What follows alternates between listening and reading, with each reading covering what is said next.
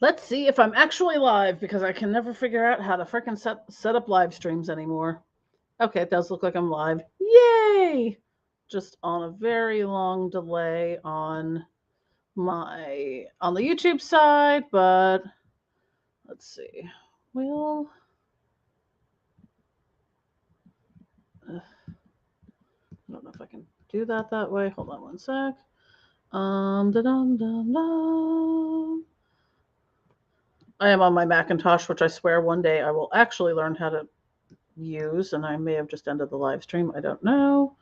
Oh, yay! Look, I'm back. Fuck me. So I am streaming. Good. Anyway, sorry. This is just me trying to figure out how to do this, and I just need to kind of pop out a link somewhere. Um, see if anyone wants to join us. There we go. Oops, that's me talking. Alrighty. Hello and welcome if you're watching. This is Jennifer from Belladonna's Botanicals, who's trying to multitask.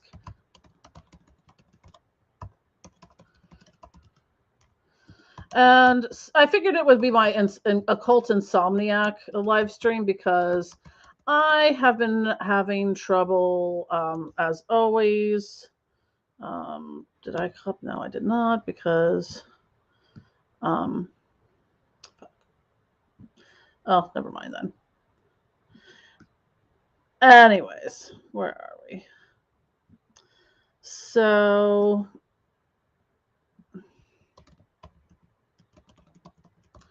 yeah, I've been having trouble with my insomnia yet again. So I'm now cycling off one med and onto another med, and trazodone is a giant pain in the ass uh, to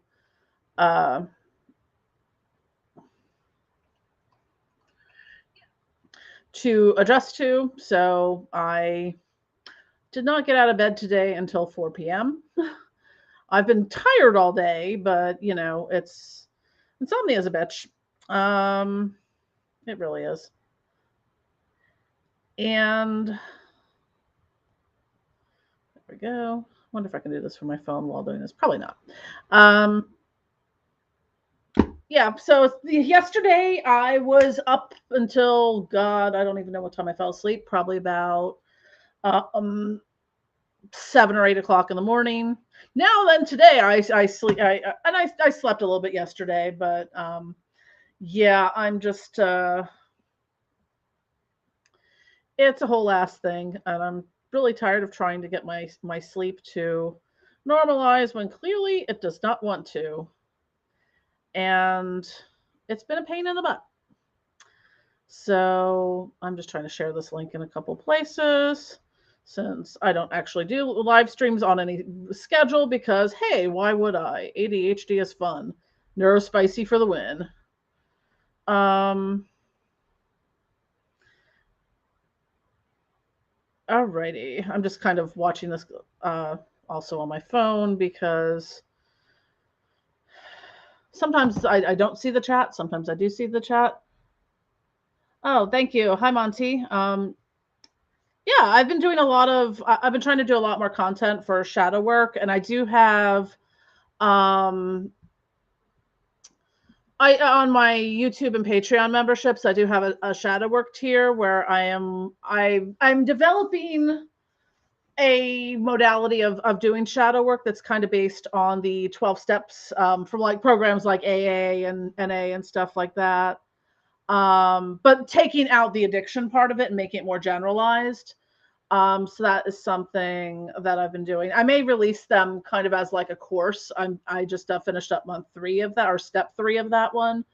Um, but yeah, I've really been enjoying doing the shadow work stuff and videos. Yeah. Hi, Christina. She asked if I work with the Morrigan. Yes, I don't work with the Morrigan regularly, but I do some work with her. She's one that kind of swoops in and will just drop like a very like intense message on me at times. I would say, it's I've worked with different spirits kind of as things come up, and I want to, as I'm working on different things, like if I'm working with something that's more, money related, I'm going to work with spirits that are with that, or if there's stuff that comes up that are kind of under the Morrigan's purview. Right now I've been doing a little bit of work with Medusa and sort of the usual suspects.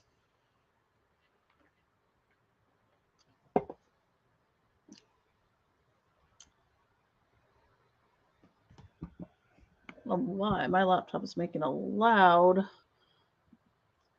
fan sounds for some reason. I do not use this laptop that often, so well, I use it sometimes, but like I'm a PC person, and this is my first Mac laptop, so I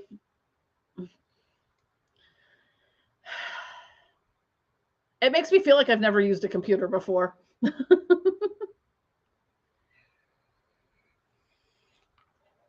Yeah, I have. I was just recording some videos tonight, so I will have a new one dropping on servitor creation, and I just did the monthly oracle readings for YouTube members and Patreon members. So yeah, I just figured I would do a random live stream. The Morrigan is trying to figure out how to. She's from the Celtic pantheon. She's one of the in that war goddess kind of realm, or of that, or I mean, I don't know if she's sort of in the love and war goddess realm, but like a lot of people work with her on things like that involve um empowerment. She's good to work with for like justice work as well. Trying to think what else. I mean, I work with her a lot if there's like a lot of conflict I need to work through in my life. So, but yeah, she's one of the only ones I think from the Celtic pantheon that I work with. I used to, when I first started out in witchcraft way decades ago, I was really drawn to the Celtic pantheon and Norse pantheon, and then I just sort of, I don't know why, like it just didn't. I mean, at the time it seemed to speak to me, but it didn't really carry over. Hi, Soaring Eagle. Yeah, I figured with the reading for you, since it was like, we want to know about different spirits to work with, I just wanted to give you a wide array. I'm like, if you want to work with, kind of like the dark angel type, here's ones from the various demonic pantheons and dark goddesses. So I think, with the private oracle readings I do, to give kind of some guidance, like if there's particular areas that seem to have more of, since each spirit kind of has a different domain or different, message and issues and things like that. It's definitely something that you can kind of be like, what's the most pertinent issue here that I want to work on, or which spirits I'm particularly drawn to the most. So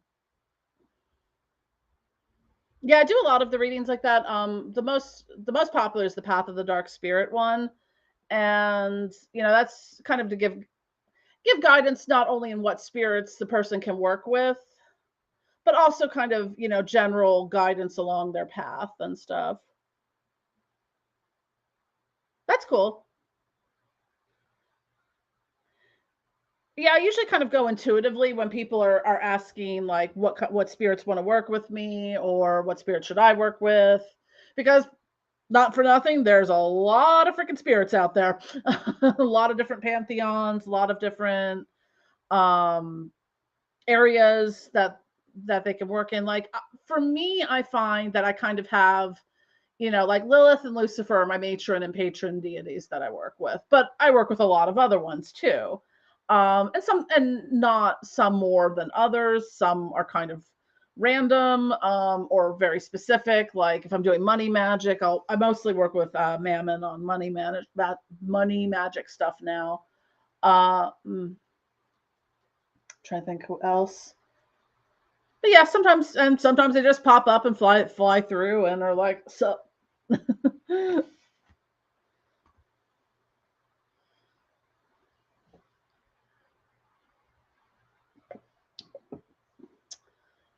Yeah, I didn't have any particular topics planned to talk about tonight, so this is just me kind of talking extemporaneously and answering any questions people might have. So I want to get back into I want to get back into doing regular live streams, and that's been a little hard. Like I did one a couple weeks ago. I just had been, I was busy. I spoke. I was had to put a presentation together for the Botanica Obscura conference, which was online. So that kind of took away a little bit of extra time. And then I was sick and coughing all the time. So, um, it would not have been a fun live stream because I would have been coughing every other word. So, and I did a live stream on DH Thorne's YouTube. I forget when that was, March 23rd or something like that. So, hi Eddie. So yeah, I got to I had to take a little bit of time there, but you know, now that I'm back, and also I got my hair done. And to answer your question, Eddie, what color is it? It's all of them. I've got the rainbow. I got my rainbow bright back. When aren't you doing nerd shit in the background, Eddie? Sorry, I saw some. Hey, Learning Universe. Thanks for helping in the spiritual evolution. I'm glad to help. You know, a lot of the direction that I've been moving my channel in is sort of, there's a lot of nonsense out there in the occult, and I'm trying to offer different perspectives on, you know, how to look at things, because a lot of the questions and commentary I get from clients and customers and viewers is, you know, a lot of it's goth rainbow dash. Yeah, it's you know, people, and I probably was this way too at some point, where it's sort of like you feel kind of like, okay, well, I read it. This is the way this ritual is done in this book, and I have to do this ritual exactly this way. So, you know, in my accessibility magic series, I'm offering different ways and alternatives to do things to get people comfortable with building a practice that works for them. Because I've had to modify my practices a lot in the past year or so, because you know, with having a degenerative spinal condition and chronic pain and a neurospicy brain, you know, I never know what's coming up each week. Like my back has been doing a lot better for the past couple weeks, and I haven't had that much pain. But you know, for January and February, my back was, you know, do something for a few minutes and then go lay down for an hour. Do something for a few minutes and go lay down for an hour. So some of it's that, and just offering different perspectives, because oh my god, there's some toxic nonsense out there, and especially on the left hand path, that, you know, finding good content and people who aren't absolutely bat crap I mean, I'm bat crap crazy myself, but you know, there's levels of bat crap crazy I'm learning. So you know, it's just kind of like, you know, offering different perspectives, because when people come into this and are like, um, there's a lot of stigma when it comes to black magic, left hand path, working with demons and all of that. And, you know, I'm constantly having to dispel all these different preconceived notions and stuff that people have, while also watching, you know, half of the people out there that are also in this area of the occult acting a damn fool. So yeah. um so I just want to offer fresh perspectives and, you know, just different ways of thinking about things, and to, I don't know, maybe it's my inner Gen X, but I'm a question everything kind of person. So um and finding and really carving a path of your own. Um, and you know, there's two good books I read recently that I would highly recommend. They aren't really specific to any particular path, but what's her name? She has a really big Kellyanne Maddox. She has a really large YouTube following. But her book, Rebel Witchcraft, I think it's Carve a Path of Your Own or Carve a Practice of Your Own. I really recommend that. And Laura Tempest Zakrov's Weave the Liminal was also, they're really good books. They're not going to tell you, you're not going to get spells and rituals out of them. You're not going to, they're ones that really kind of are multi-purpose, and regardless of what path you're in, they talk about a variety of different subjects and, contemporary witchcraft and practices that are really helpful. And it was a really nice, good. Daddy says the trend I'm noticing: black magicians on uppers are no good. Yes, and I learned a new term for that thanks to someone. It's called methgicians. Pass it on, kids. Yeah, and I'm honest about things. I've done a lot of drugs in my life. Would not necessarily do a live stream on them, but I digress. So it's hard sometimes because there's a lot of toxicity. I mean, you will see that in any community I've ever been in. There's a lot of toxicity, and it's just a little more amplified in the left-hand path. I was having a conversation with someone who has been in this for decades, and yes, methgicians, for decades. I was like, has it always been this big of a shit show? And the person was like, yes, but people are just not, calling it out, or people are calling it out now where they weren't in the past. People being like, hey, could you knock it off with the racism and misogyny? That sort of thing. So, or hey, if you can't answer the question, are you a Yahtzee or no German, and beyond having a historical interest in that, and you can't say fuck no, I'm not a Yahtzee, and are just kind of leaving it up to interpretation, either you're dumb or you're a Yahtzee, or both. So yeah, that was yeah, Crowley had what was his Diary of a Drug Fiend was one of his books. But yeah, I mean there is a time and place for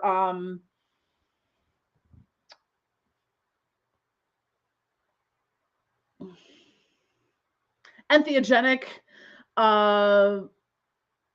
and spiritually opening drugs and stuff like that. But balance is key. I'd rather be sober doing baneful magic. And it was, yeah, because shit can get fucked up really fast there if you're not. Yeah, that's 2 data points. I don't need it. What's your favorite magic? Right now, a lot of what I'm doing is, I mean, I tend to work more with the demonic divine and dark goddesses, but I've done a lot of self work through my practices, through my ritual practices, and also doing a lot of like spirit channeling, like getting messages, downloading gnosis, and things like that. So that's kind of where I'm at right now. Eddie says, I'm not saying you should do drugs. I'm just saying that magicians drug toys tells you a lot. Yeah. Done enough meth and coke in my life that nothing good comes from that.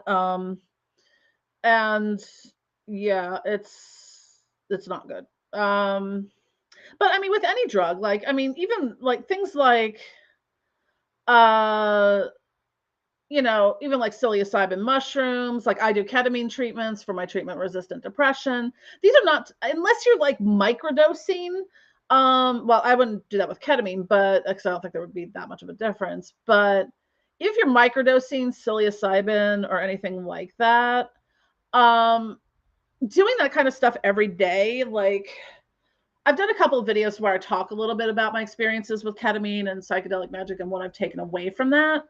And the thing you have to realize with ketamine is specifically, and a lot of these kind of mind altering, consciousness expanding ones, I don't know if psilocybin runs on the same neural mechanisms, but with ketamine, how it works for treating depression and trauma and things like that is that it opens up your neuroplasticity, which makes your mind open to change, to incorporating new ideas, new things. It's kind of like your brain just becomes sort of more malleable in that time. So you're able to let go of things a lot easier. Now, and that can be beneficial in that. The thing to consider with one ketamine treatment, that neuroplasticity stays malleable for 3 to 7 days after the treatment.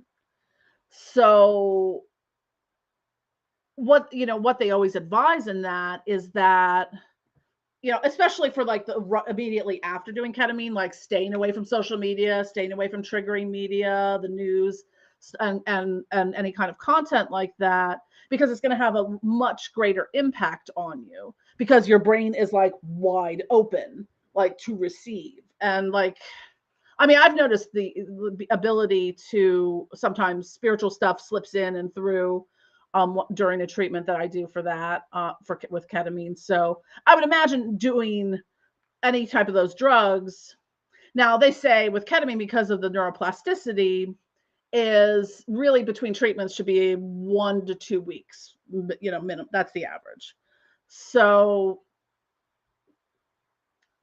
now think about doing that every day for an extended period of time. Your brain is just in a permanent open stage in which you could become easily manipulated by other people, by things you see on the TV or on the news, and suddenly you've got synchronicities everywhere, and you can be, fall down some deep rabbit hole of, wacky conspiracy theories beyond the pale. You could become, manipulated by someone, be like mind controlled or brainwashed in that sense. So there are dangers to those things. Like a lot of times people tend to think, oh, well, because it's natural, there's no consequences. I'm like, most things are natural when it comes down to it, but cocaine was natural.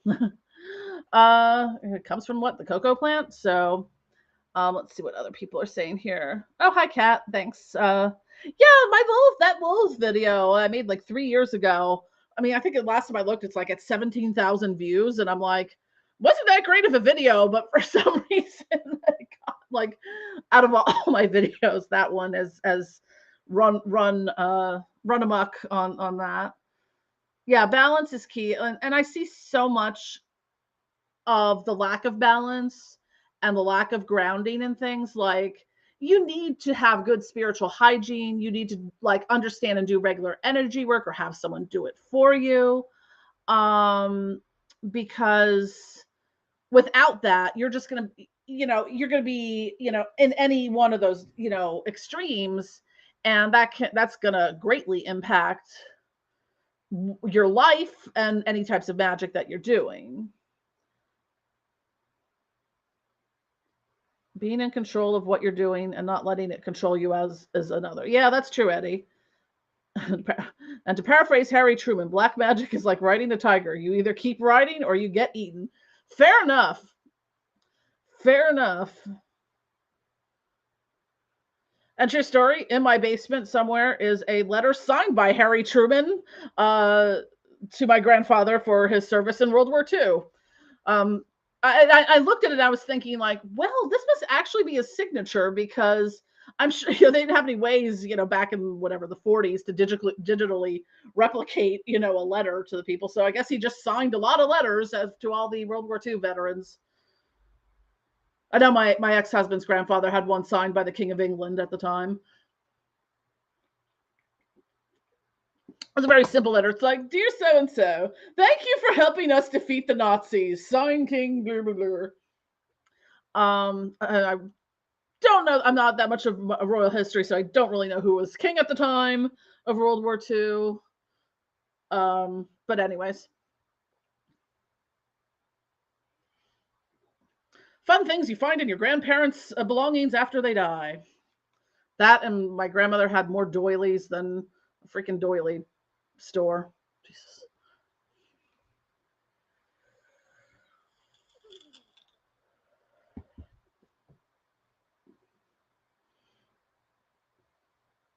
I totally forget what I was talking about. I think I was rambling about uh drug use and magic and then into balance. But yeah, if anyone has questions, feel free to throw them in the chat. That's what I'm here for. Ask me anything.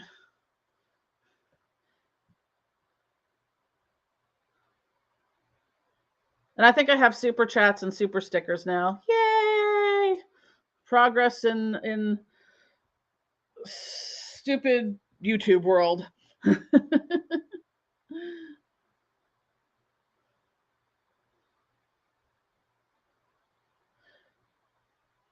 Yeah, we were having some storms today here on the East Coast. So actually we had a tornado warning earlier this evening.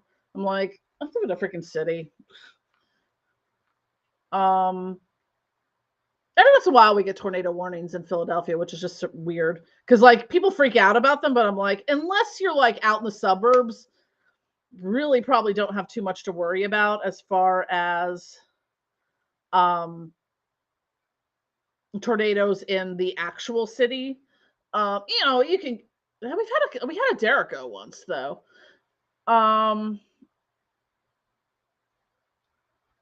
Which is like a different type of, not really a tornado. I forget what technically they are, but yeah. Yeah, I'm happy for that, Soaring Eagle. Yeah, Lucifer, I love. I mean, Lucifer's my patron, so I mean, I always recommend that Lucifer's just really a great. I can't not recommend working with Lucifer for anyone in that sense.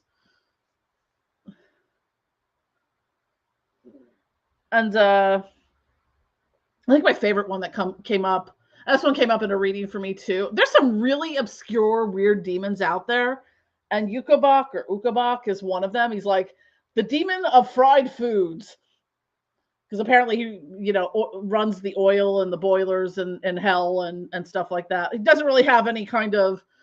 He's like the maintenance guy in the underworld, so he just keeps the flames of the boilers going. But apparently he was the demon that discovered fried food or brought fried food to people. I'm like, yay! I love some good fried food. I think I was thinking of that last night because I was making French fries as I was frying up all this stuff. I'm like,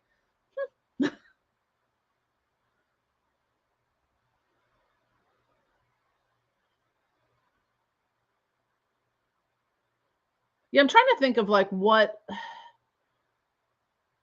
daytime to do a regular live stream. I'm just, I don't know. It's one of those neurospicy, daunting things.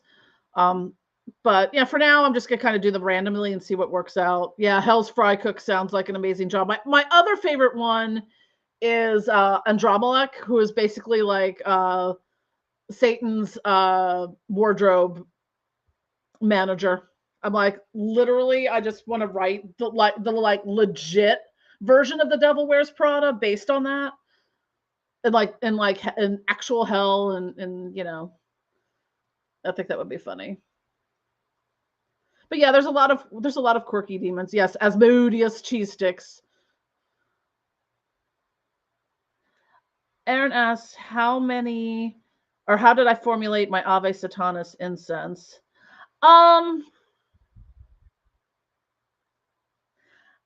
Usually on one excuse me.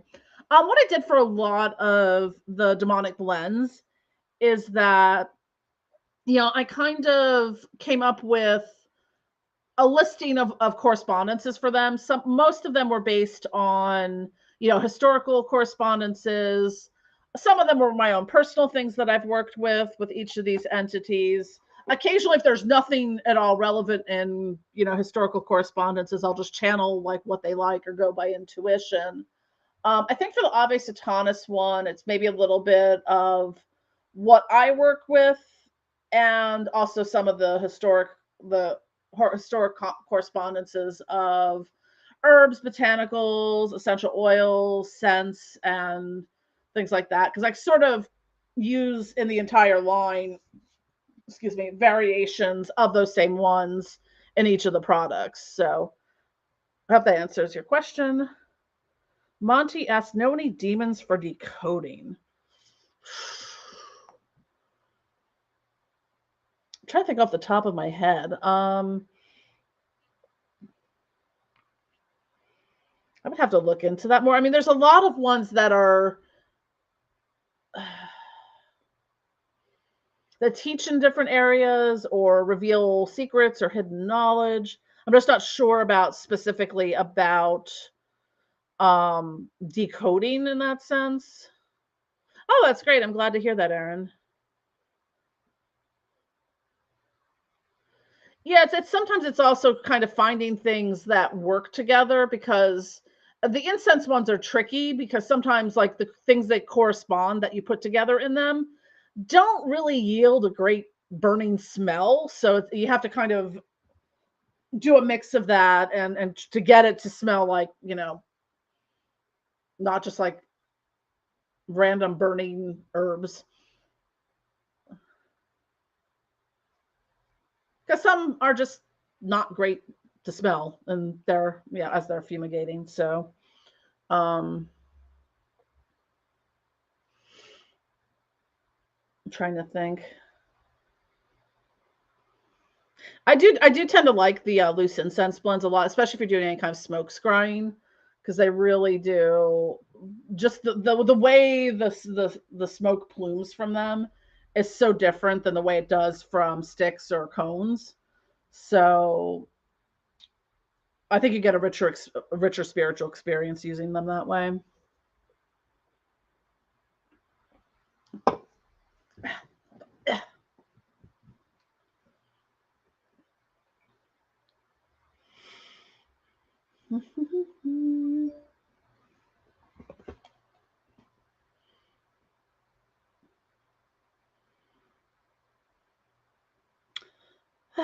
Yeah, sorry, I'm a little, as I mentioned at the beginning of the live stream, since this is the Insomniac live stream, I did not get out of bed today until after 4 p.m. because, yay, adjusting the new sleeping medication is so much fun. Didn't sleep yesterday, or the previous night, and then I kind of napped a little bit during the day, but then I made up for the sleep I lost, and slept for at least 12 hours, possibly more. So I'm trying to find balance in that, and sleep is not an area I excel at. It's like I was born without the ability to just fall asleep naturally. It's very annoying. And it's been something I've struggled with my entire freaking life.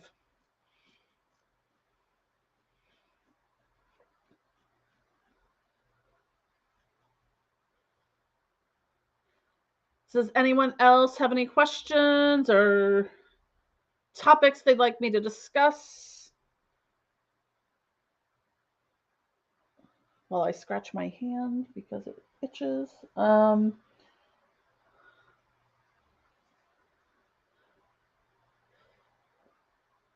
It's like my brain just went fuzzy for a moment. It was just kind of like, oh,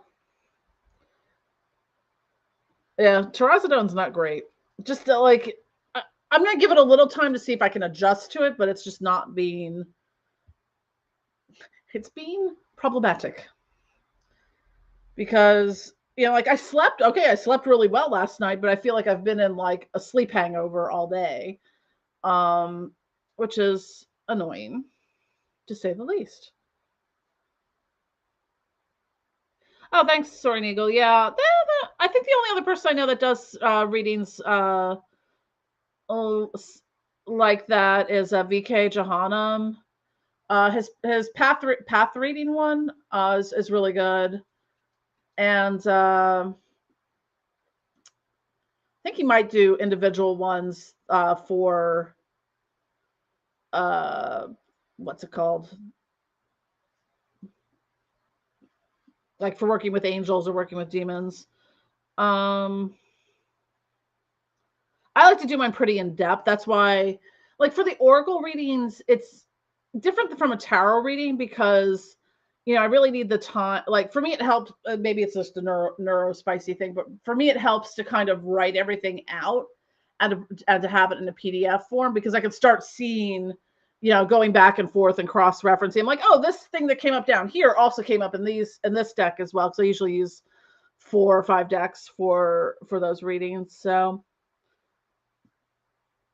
you earlier Reiki master I've seen in my life.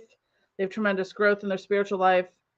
Yeah, they're a good channel. Yeah, when I got my Reiki attunements, holy shit, did that just blast open a hole in my ability to channel and stuff like that. It just opened up my psychic abilities so much, so fast. And yeah, it's like it's like I would almost suggest, like, I mean, I know it can be pricey, depending where you go getting um Reiki certifications, but like I think even if you're just doing it for yourself, like a lot of time, like at least on a daily basis, I kind of do a Reiki / meditation, set a session for myself to just kind of whatever, I want to clear out energetically, to get any messages from my guides or spirits I work with, and that demons that can help you find hidden messages. Well, I mean, I have a bunch of my grimoires right here, so let me flip through the Goetia to see if I can find anything in there. That's usually where people find those type of spirits.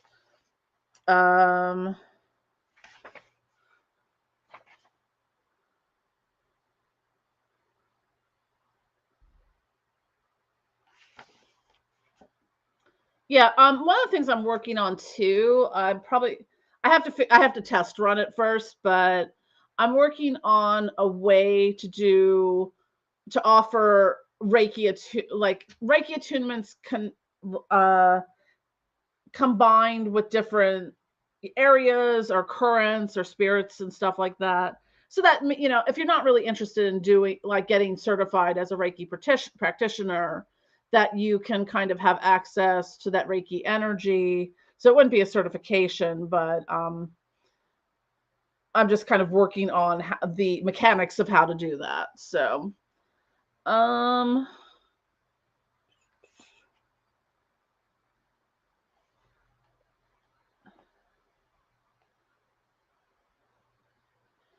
to think, demons.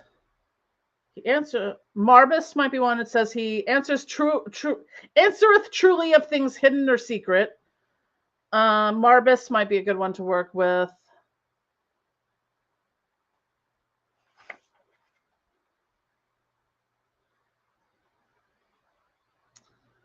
I'm just peering through the Goetia at the moment.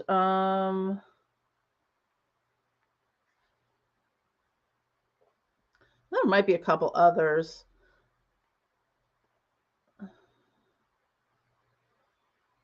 Barbados, he breaketh the hidden treasures open. So I mean, if you look at like, hidden messages and treasures can kind of possibly interrelate. And my God, these old drawings of demons are just particularly hilarious.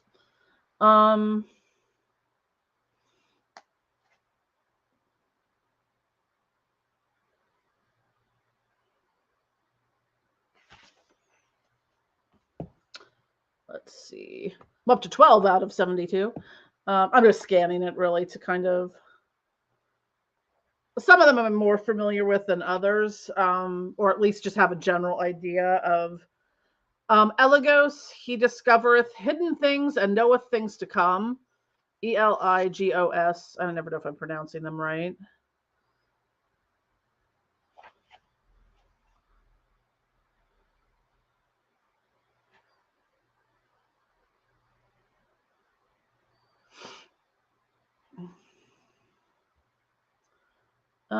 Who else is there? iPost maybe. That's sort of the past, present, and future. He knows of those things. It seems like a lot of them have that.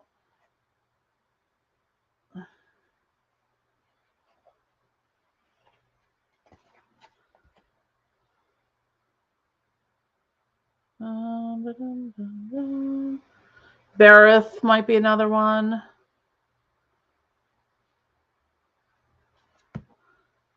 That's possible. Round might be. Yeah. I'll wait. I'll see when I get to that. Yeah, it's like there's so many grimoires and there's so much um cross pollination between them. So I mean, rarely do I find like information that seems to be really conflicting between them. Like most of it just seems like it expounds upon it further.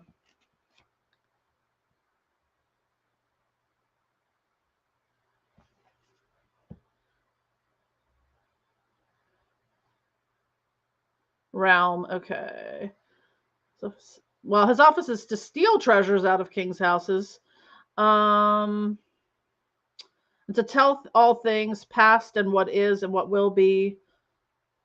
So yeah, I could see realm being good in that as well. Thanks for that suggestion.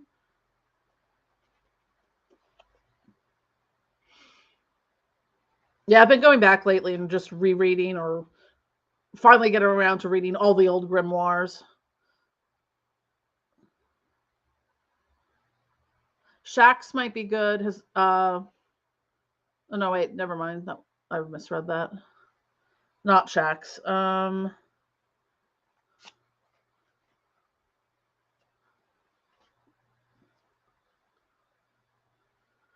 Yuval or Vual, depending on the spelling.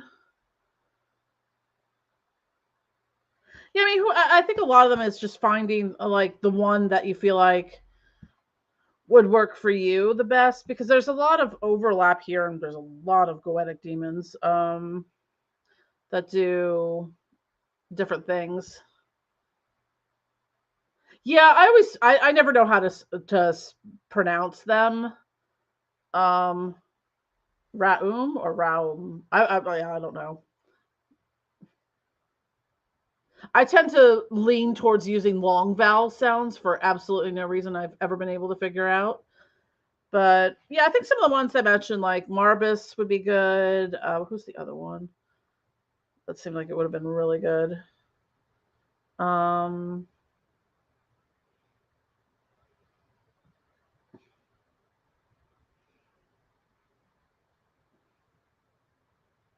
Elagos, I think that was the one I felt the most drawn to, and he discovereth hidden things and knoweth things to come. I think that would probably be the best one to work with.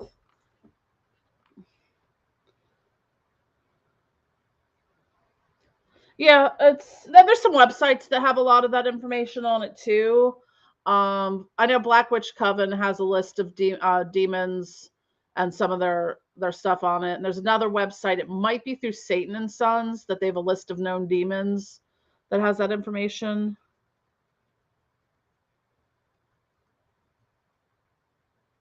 No, Reiki doesn't really. What Reiki is, it's not using your energy, and you're not taking the energy of others.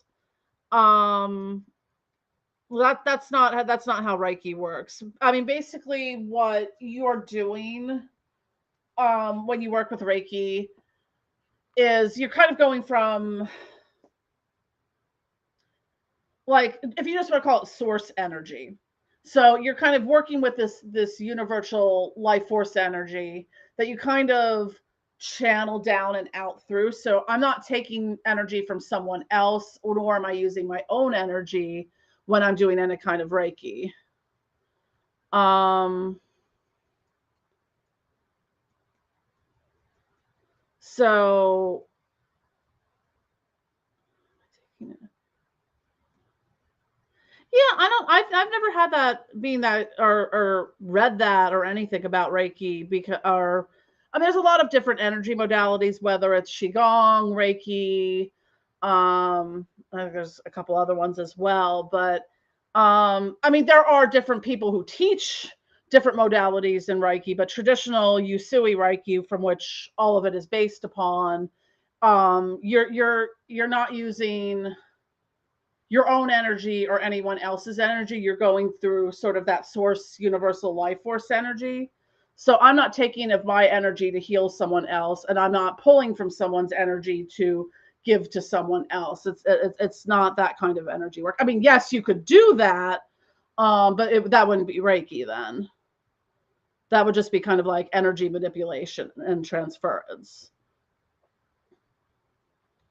So I'm not sure where you had heard that, but that's never been. I mean, I've read a lot of Reiki books and went through all the training. I've never heard that.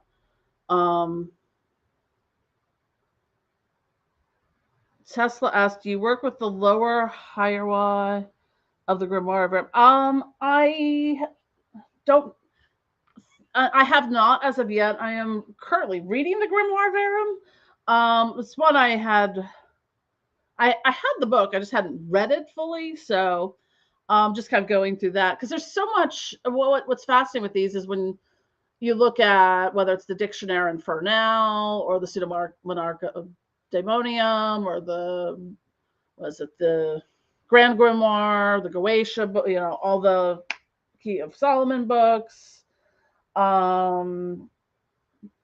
Still haven't worked through Abramal and the Mage yet, but in the Grimoire Verum, there's so much cross-pollination that goes into, because some of the demons kind of are current in all of them. Some of them are this one, but not that one. So I'm just trying to get more of a bigger picture on that.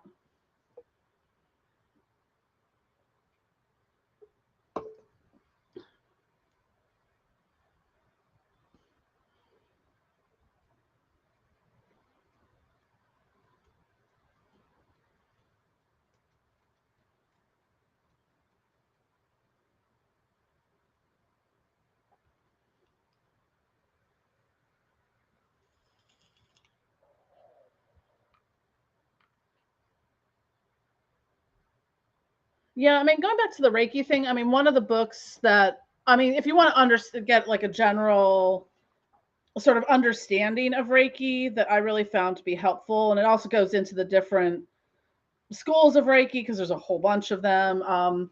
The Magic of Reiki by Christopher Penczak is a really good book. Because I mean, there's a lot of different. I mean, it's all kind of comes from Usui Reiki, but I mean, there's a lot of different ones that were developed. I mean, there's shamanic Reiki, which I've also worked with, which is a different modality. There was chaos Reiki, which is a chaos magic version of Reiki. So that I can imagine that being a little different. And there's some trademarked, ones like Teramai or Karuna Reiki or Shambhala and stuff. So, there's some teachers and stuff who have developed their own versions of Reiki over the years, but all of it derives from the Usui tradition, and that came out of Japan.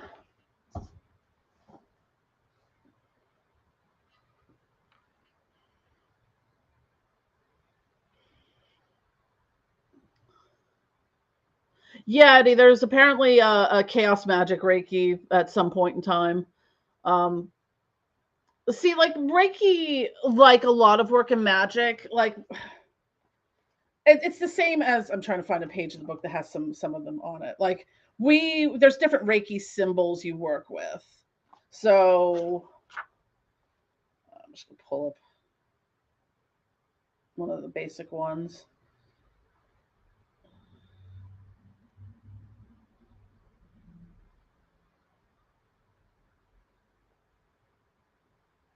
So there's some new Reiki symbols that were channeled by people over the years. And there's some differences depending on if it's the Tibetan version of it versus the Japanese version of it. So this is like the first Reiki power symbol, Shoku-rei. So a lot of them use, so what we call symbols. This is very similar to any type of a channeled sigil that we would use. So yeah, so Chaos Reiki. I don't know any specific books on Chaos Reiki. Let me see what it has here. But I mean, Reiki can be used on any number of things. You can, obviously do it for a healing modality. You can use it on you can do crystal Reiki. You can, Reiki your food, Reiki your cat, anything like that. I mean, of course, anything can be reverse engineered and used in, malicious ways, but that's not the true form of Reiki. And I mean, they really, in their ethics and stuff like that, really kind of speak against no sneaky Reiki. Like, I'm not going to send Reiki to someone, kind of without their permission or stuff like that. I'm trying to find where that was. And I completely lost the page.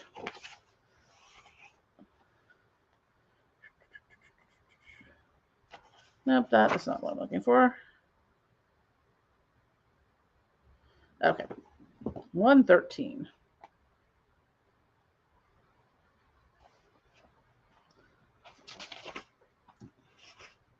So Chaos Reiki is another non-specific tradition. It says, practitioners of it combine the concepts and attitude of revolutionary form of ceremonial magic called chaos magic with Reiki. They're using Reiki not just for healing, but also to create all sorts of change and ritual. To the chaos magician, nothing is off limits, including the Reiki symbols.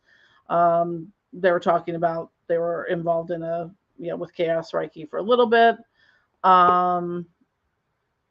Yeah, so yeah, this is a great book if you just want to learn more about Reiki. Again, The Magic of Reiki by Christopher Penczak. I mean, I have a lot of Reiki manuals and stuff like that as well. Yeah. I'm not sure. I don't know where you had heard about that, or whoever's doing that is doing it very wrong, according to anyone who works with Reiki.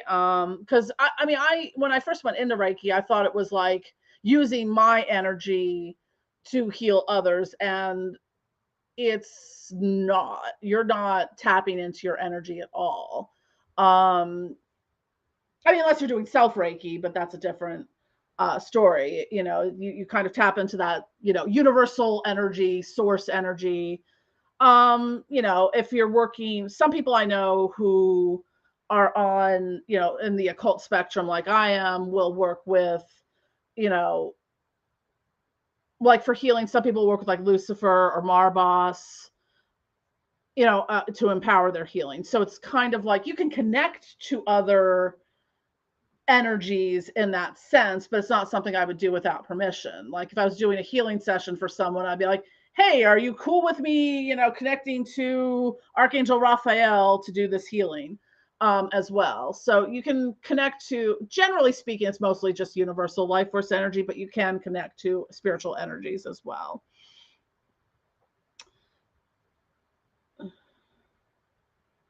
Work dream sleep cure with Proculo. Interesting. I would have to look into that.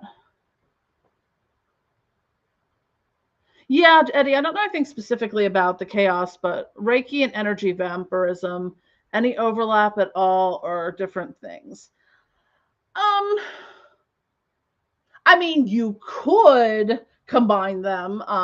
There's ways to, in traditional Reiki sense, they would be completely separate. However, you could use it to do the energy vampirism, but more often than not, I would use Reiki to block it. Because what doing Reiki has helped for me to do is like clear out a lot of that and to build kind of protective barriers so that I'm not having my energy vamped by other people.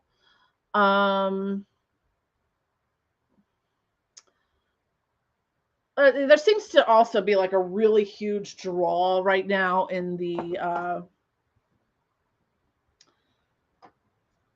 left-hand path into the whole vampirism thing with like psychic vampirism and energy vampirism. Personally, I think it's kind of rude, but I'm not, that's just me. If it was someone I didn't like, I don't care, but it's like, I'm not going to energy vamp or psychic vamp my friends or people I know. Or, unless it's a consensual thing, but yeah. So like with the energy vampirism, yeah, that would definitely be, I'm feeding off your energy. I'm taking from you or whatever, or I'm giving you my energy, or you're taking my energy without consent. So that's sort of, I say vampirism in the sense of the way some of us do energy work, not in the sneaky feeding mode. Yeah, I mean, it's most people are untrained in doing energy work, or we kind of go by what we see and what we know out there, because I mean, with a lot of these things that require certifications, there's a certain amount of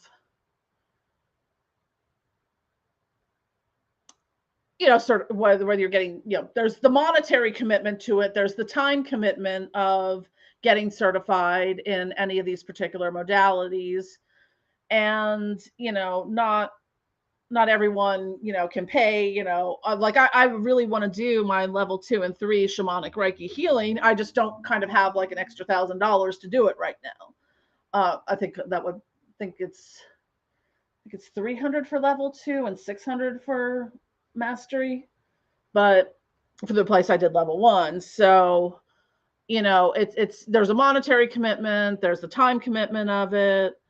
So what were you saying? Like I use vampirism in a healing mode. I mean, yeah, it's possible. Like I kind of experimented with like an energy transference, and that's only something I do on people I don't like.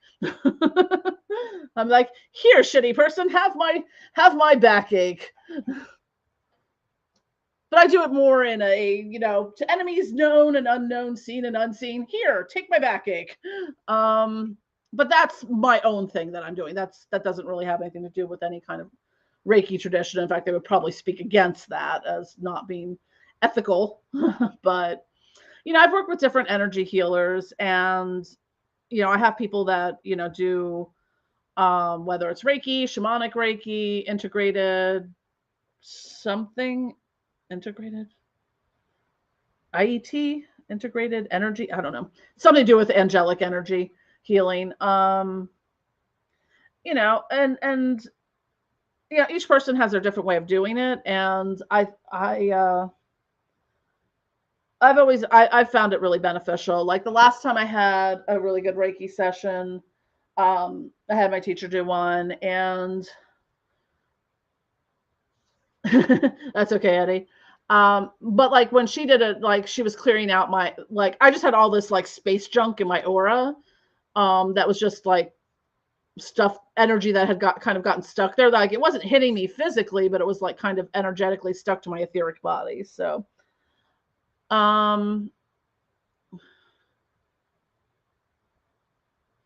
what kind of meditation do you use to connect to the paranormal world? For me, I have to do my meditation differently, because it's one of the what perks or whatnot with having a neurospicy brain, that a lot of traditional meditation techniques don't work well for me.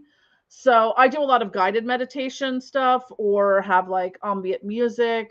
Like I have sort of like a little internalized ritual that I do that kind of combines Reiki and meditation for me, where it's kind of like I call in the Reiki energy, connect with my spirit guides, power animals, ancestors, and the demonic, divine, and dark goddesses, or a specific one. Like if I want to, work with Lucifer, I'll just, connect to Lucifer in that sense.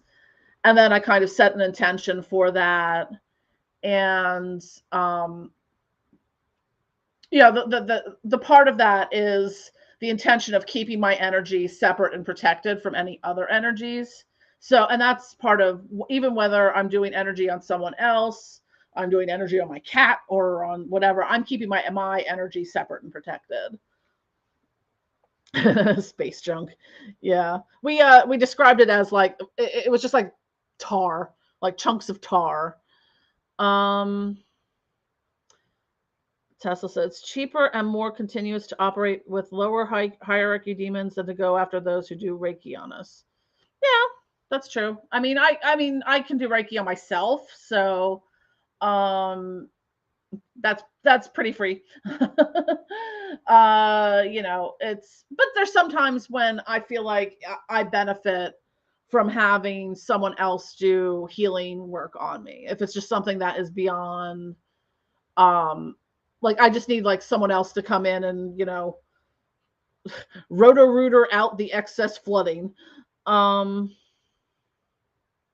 And right now I'm working on some stuff with servitors, so maybe I will make a sleep servitor. Um, I just recorded a video. I haven't uploaded it yet on like getting started with working with servitors. Breathing meditation. This is gonna sound stupid, but I hate I hate intentional breathing. It's just something I don't like. It would drive me crazy in yoga classes because I don't know if it's a combination of having a deviated septum and sleep apnea, but like any kind of forced breathing just makes me kind of uncomfortable in that sense. Like it's like breathe, on the thing, breathe in on the this and breathe out on that. And I'm like 3 or 4 breaths ahead of them, or hold for a count of 4 and release for, I'm like, I can't regulate my breath well in that sense. I've tried.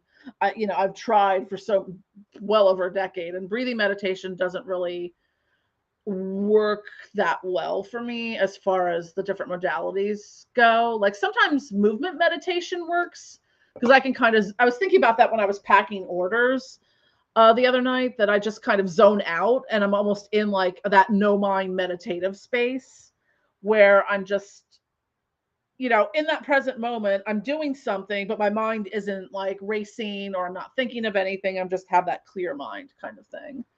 So again, it's one of those things. Ouch. Sorry. I'm sitting awkwardly and my legs keep cramping up. It's one of those things for me. I just have to find something that kind of works with all of my maladies and whatnot. So like I find rather than, sitting in lotus pose or, upright in a chair with my feet on the floor, it's just easier for me to meditate if I'm laying down. Because otherwise I'm just uncomfortable. But a lot of it is finding what works for you. I mean, building upon what we learn from traditional techniques and then modifying them for our own needs.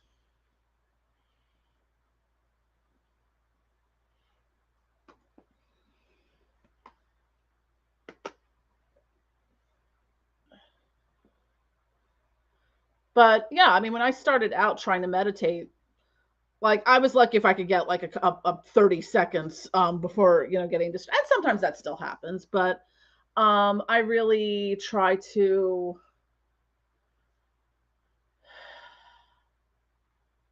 I have to be in the right state to meditate. Like I have to be a little more drowsy. I mean, sometimes my meditation ends up into a nap, but at least there's some meditative qualities there as well. So,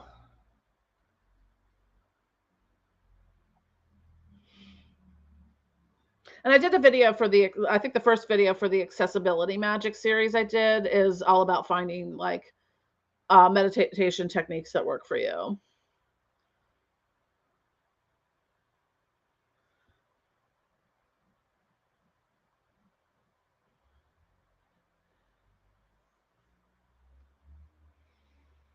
Hmm.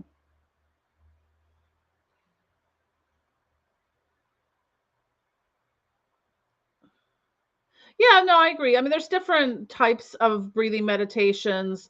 I prefer the more body scan type than solely on breathing.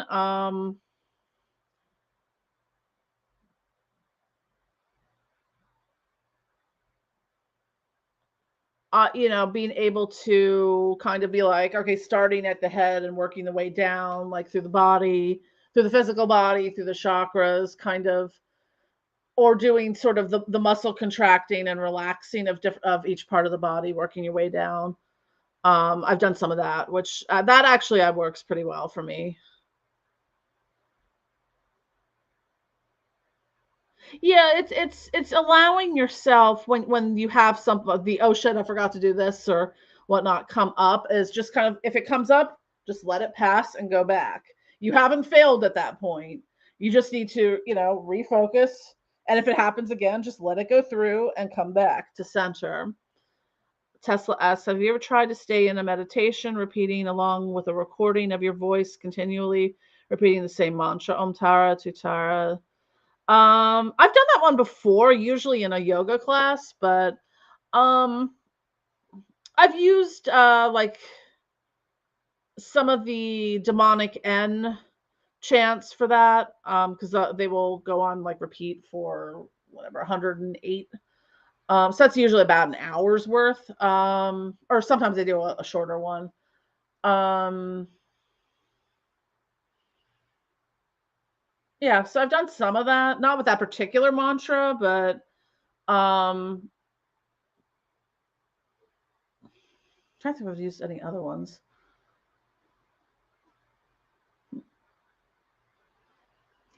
I've probably made up some of my own mantras over time. Or like a mantra short version of like an intention or something.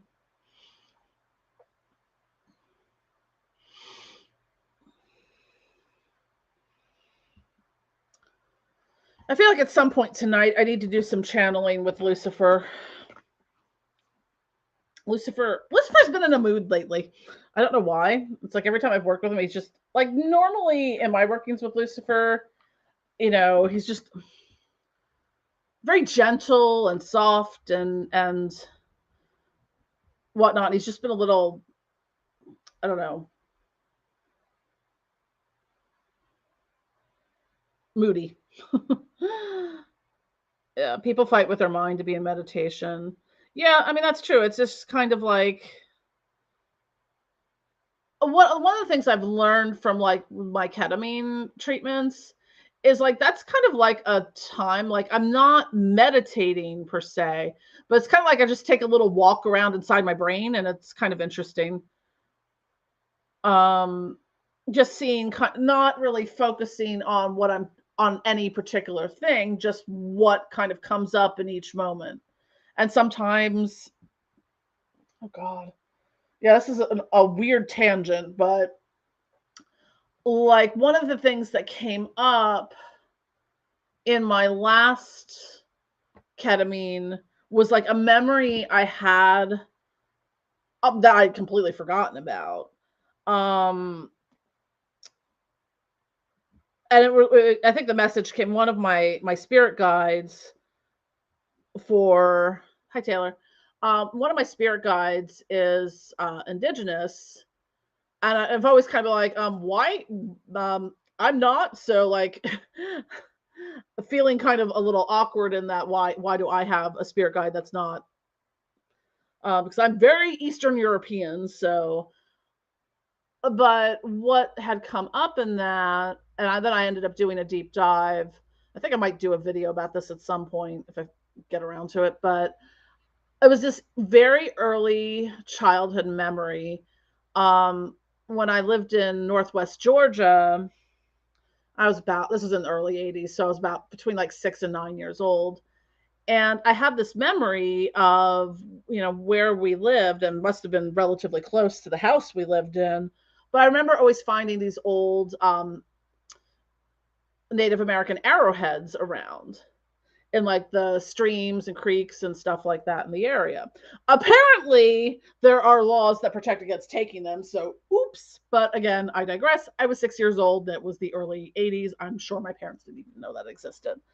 But, anyways, I have no idea if we still have them. I mean, they might be my parents' house somewhere, or my brother might have them. But like I remember having these arrowheads, and I had like if they still exist anywhere that we have, I don't know, but I just had that memory, and it was kind of like I think what he was trying to show me is that there was some connection there through that because when you're children typically are more open to see between the worlds, between the veil, and um, whatnot. So there, it may have been that something like I had some kind of like spirit connection or attachment there. But I ended up going and looking at that particular area we lived in, what the history there was with indigenous people. And there was a lot of, it was really, I mean, it was mostly Cherokee, but really fascinating history, but also very tragic history. So a lot of those arrowheads that I was finding were more recent, from like a lot of bloody battles from the 1800s. Um, so that was kind of the connection. But like being able to be that deep inside my mind within that ketamine treatment helped me access something that I hadn't thought about in decades. So anyways, that was just random tangent there. Taylor asks, are you able to tell me the answer to a random question through your psychic abilities or by asking your spirits? I mean, I can try. It's one of those things that's kind of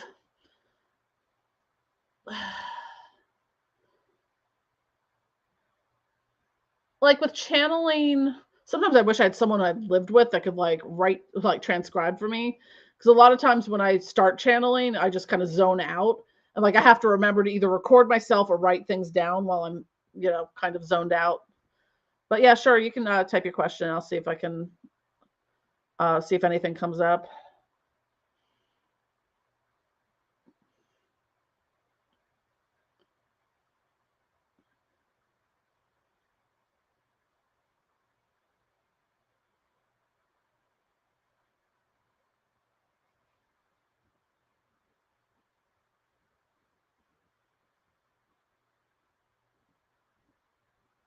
What is my familiar? Is it a demon, a jinn, or what is it? I'm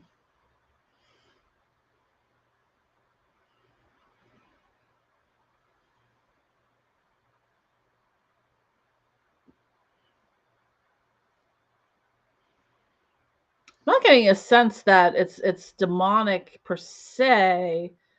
Um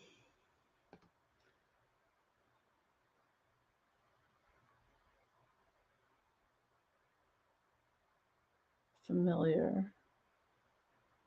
Feels more like an animal spirit, but not necessarily like your familiar is a cat or an owl or something like that. It feels more like a mythical or something, like one of my spirit or was it power animals or whatnot, or animal guides is a phoenix. So I'm getting it like I'm getting the feeling that something in that realm, that's kind of more of a mystical creature, but not demonic, not a jinn either. I'm just seeing if I can like lock on to anything else that would give you a little more definition for it.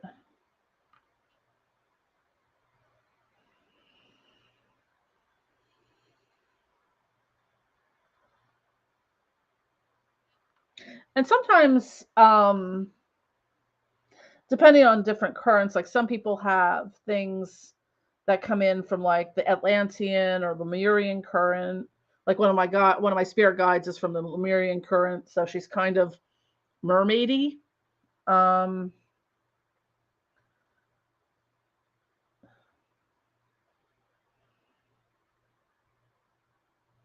so it might be something that's either, I don't want to say alien, but like, but also not necessarily terrestrial either. I'm just trying to find a way to describe it. I don't know if any of this is helping or makes any sense to you. If I'm moving in the right direction with that.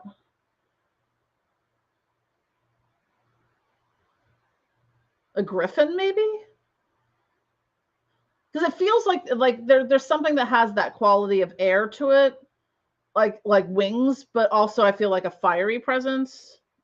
I don't know if that helps, but it's not draconian. I don't feel a specific like dragon in the traditional sense. Um, yeah, I'm feeling more like it's something in the like the griffin or Garuda, the what's it, the Thunderbird? Something in that kind of range there. 'Cause I just feel a lot of like movement and flight, but it's very also very warm.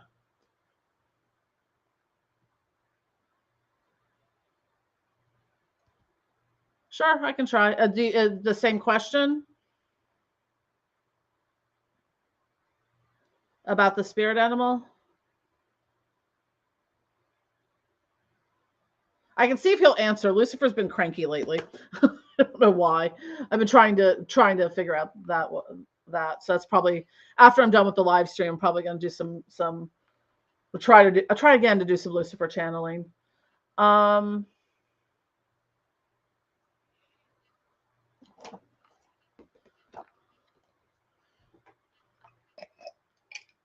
do, do, do, do, do. Sorry, I was just using an anointing oil.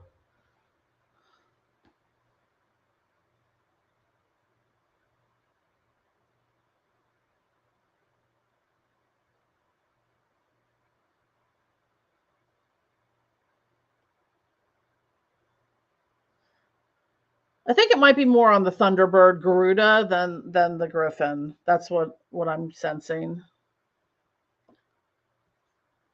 But I mean, I have more than one like power animal or animal guide, so it might be that you have the reason I'm seeing two different but similar things is that you might have multiple ones. That's one of the things because like the phoenix is my primary power animal, but also I discovered it when I was having some shamanic healing done that I have a hummingbird as well. So, and there might be a jungle cat, but um, so it's possible that you have more than one familiar or animal guide that's in your life. I was just that's definitely what I was feeling is that Thunderbird. Yeah, I'm feeling that.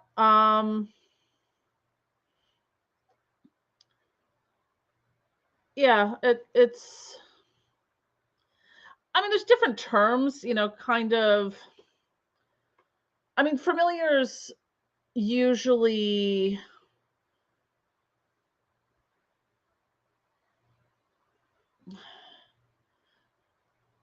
can be something. There's ones that are on the animal side, and then there's ones that are they could be more like a spirit in a way. Like it might be like I'm trying to think of a good way to describe it. So someone I know that had worked with a lot of familiars, like an incubus or a succubus could technically kind of be a familiar in that way. So there's a lot of different ways that familiars can be and what we call them. Like, yeah, technically my animal guides could also be familiars, but I just tend to call them animal guides. So hope that answers your question. But yeah, I was definitely feeling that that it's more animal, um, but more mythical animal than like a squirrel or a raccoon or something like that. Tesla asks, you usually do magic with dolls. I don't. Like I have one kind of poppet that I use sometimes, but I don't really do a lot of dolls because I find dolls to be really creepy. Really creepy. And not creepy in a good way. Like I have a really um amazingly crafted authentic voodoo doll that came from someone in New Orleans. I keep it in a mirror box because that thing creeps me the fuck out. Like I've literally, you know how like in TV shows where something like you can see its eyes following you, I've seen it do that. So I keep it kind of locked away. Um, Some people carry dolls related to their power animals to carry greater protection. Yeah, that's yeah, I could see that. You could probably use anything kind of as a proxy. Like I mean, well, I wouldn't necessarily have a doll per se, maybe a plushie, or I don't think I have any near me here, but they make like those little animal carved stones. I don't think there's any here. Like I have a little like octopus squiddy one, with a bunch of snake ones. I don't have my glasses on, so I can't see over there. Yeah, I have a lot of really awesome carved stones that I could use for that. I do have a giant phoenix tapestry above one of my altars, so that's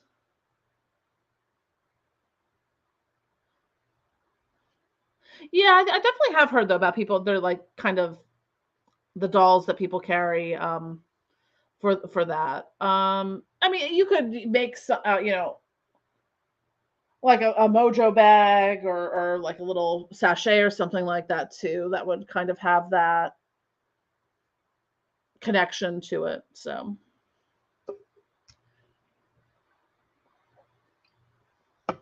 Whew.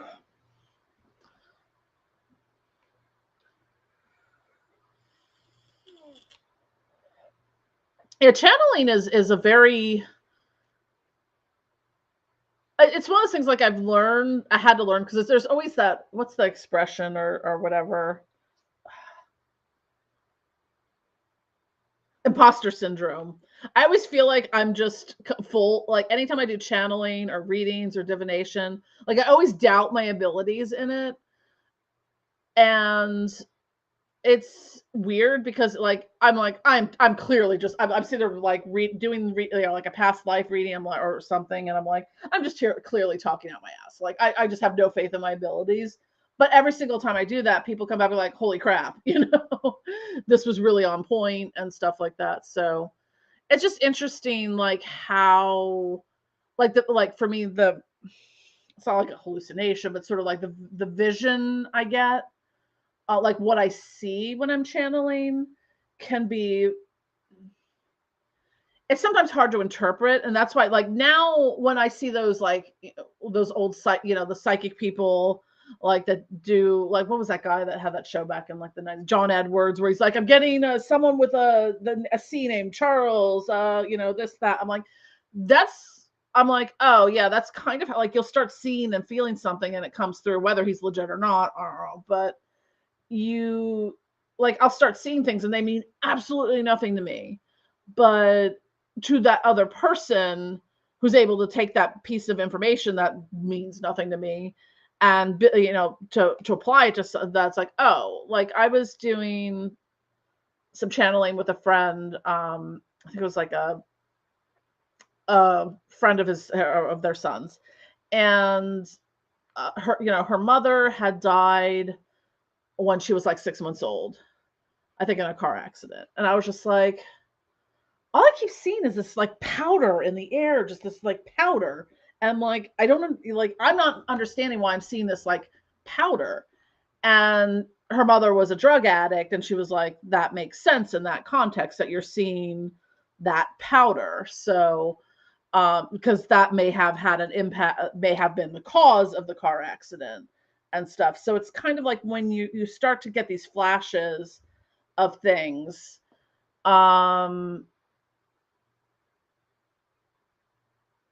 you might not be able to make sense of them until you start talking it through with that other person.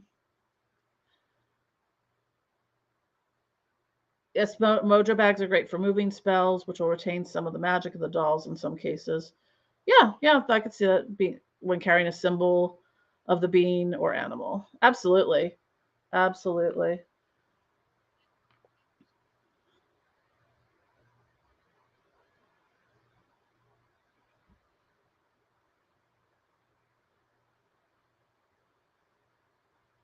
And it's always interesting. I had done a video on this recently about like how I learned to channel and also understanding um how understanding interpreting messages from the spirit world. Like a lot of times they kind of tap into your visual frame of reference and your lived experiences and they'll kind of pull from that. So a lot of times I'll be like I'll be getting quotes from TV shows or lyrics from songs or and stuff like that that kind of like starts to push through in the messages that come through for me sometimes.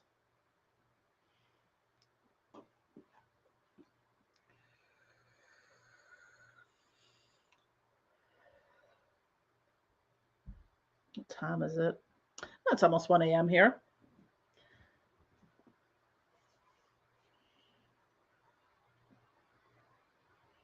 Yeah, it's like, sorry, I just, anytime I do any kind of channeling though, like it's almost like it's like giving yourself an instant hangover. Like I just feel kind of like hurt, a little derpy afterwards.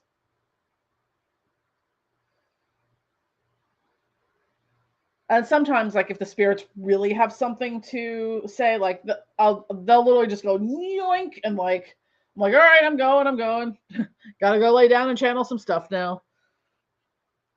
I've like a few times it's happened. Like I've been in the middle of a conversation with someone and just started like blah blah blah blah blah blah blah, blah typing to them, and then I was like, oh, I don't know who typed that, but that was good advice. So Tesla says there are beings or daemons that we can take in the car hanging from a rear view mirror that can serve to protect the vehicle. That's cool.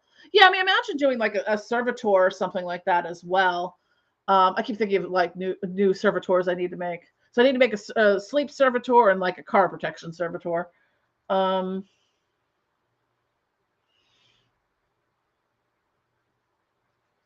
I live in a not great area, so yeah, it's like that rich hi Ash. It's like that ritual hangover, spell hangover thing. It just hits you really fast, like afterwards, because it's just like such a weird focused concentration, but you kind of have to push everything out for the messages to come through to access them in a way. So it just happens really fast.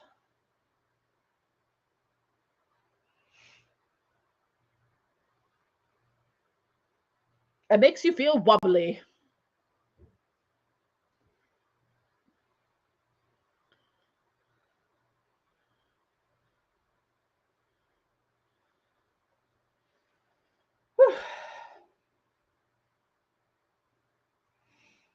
Or wobbly and spacey. Yeah, I definitely feel very spacey right now. It's probably why I don't do a lot of live channeling on my thing, because I would just be like, all right, in 5 minutes, I need a break now. I mean, if I had someone else here to do it, like to, talk, while I'm, because it's hard to it's hard to flip back and forth midstream. Like it's easier for me to channel if I just kind of open up and zone out, but that would be really kind of boring for people to watch. So if I had someone kind of like, taking over the stream at that point, and then I'm just kind of doing my thing, that it's a little easier to do that way.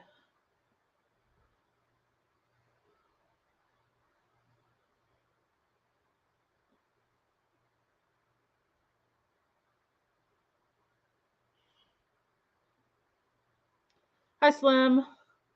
Yeah, I've been trying to do this is my second live stream in 2 years. Yeah, I kept saying for the past 2 years, I gotta start doing live streams again. I gotta start doing live streams again. And I don't know. Fuck if I know what happened there. I think I did like a couple in like early 2021, and then I stopped. I didn't do shit in 2022. Um yeah, 2022 was like the year that didn't happen. Um yeah, I've already made now way more videos so far this year than I did for the entirety of 2022. So I'm just trying to get more. I don't know. I think maybe like sticking with the occult insomniac live stream might be my thing, but I mean I know not everyone has sleeping problems, but um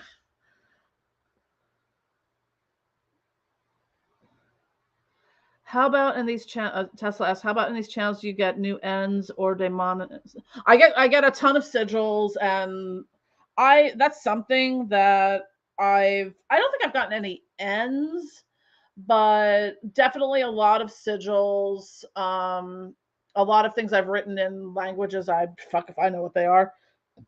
And I've been doing that part. Like I'm starting to realize that I think I've always had the ability to channel. I don't know how easy it is to. Let's see if there's any in this book. Um, I just had squished the footstool over a little bit, and it would take a lot of reaching to get it out of the way to get to the shelf I wanted to get to.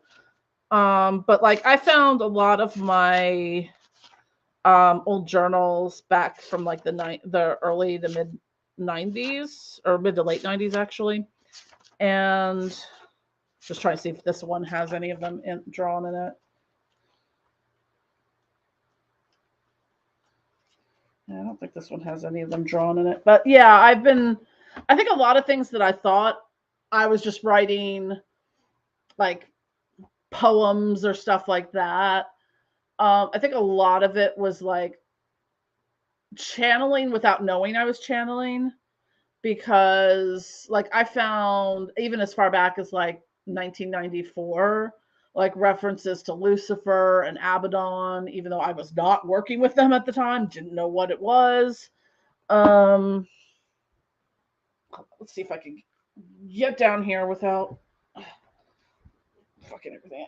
This is not moving. Have any other things in here? I have my more recent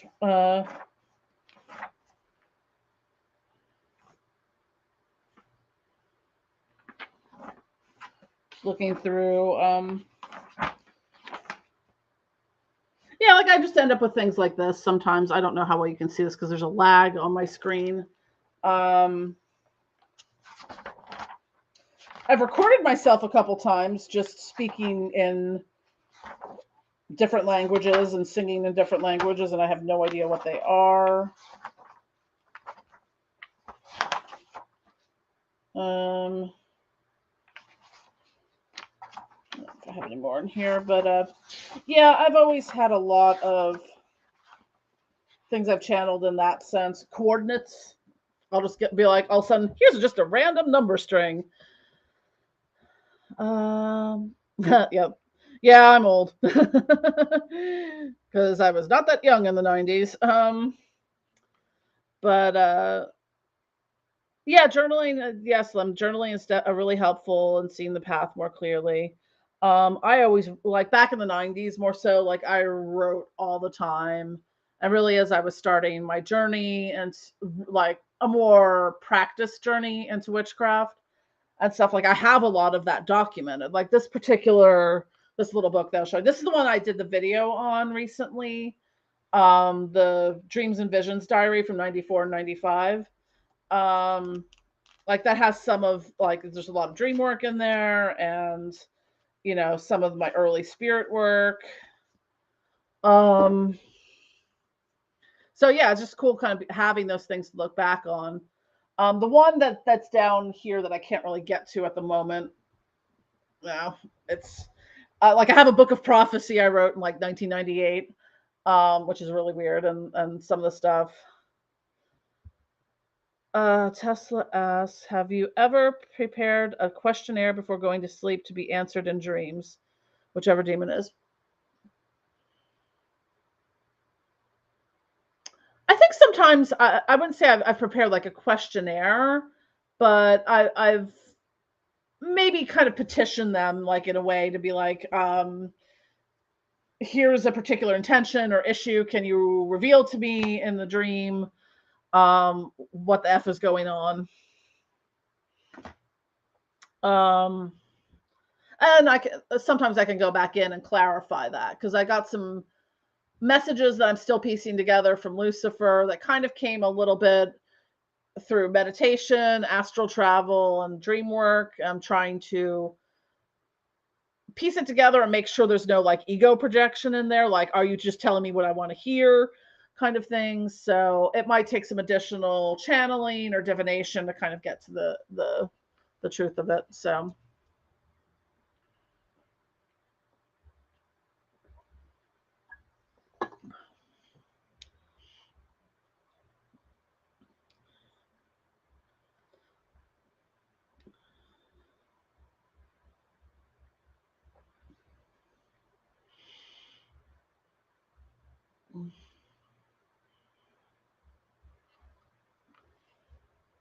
Oh, I know also why I feel a little wibbly wobbly too is the anointing oil I used, which doesn't look entirely spectacular, but I had just made shake it up a little bit, a limited edition Moldavite crystal healing oil. I only have, think I have 8 left, but it contains Moldavite dust. There's a picture of what it looks like on the listing. It's only available on my website.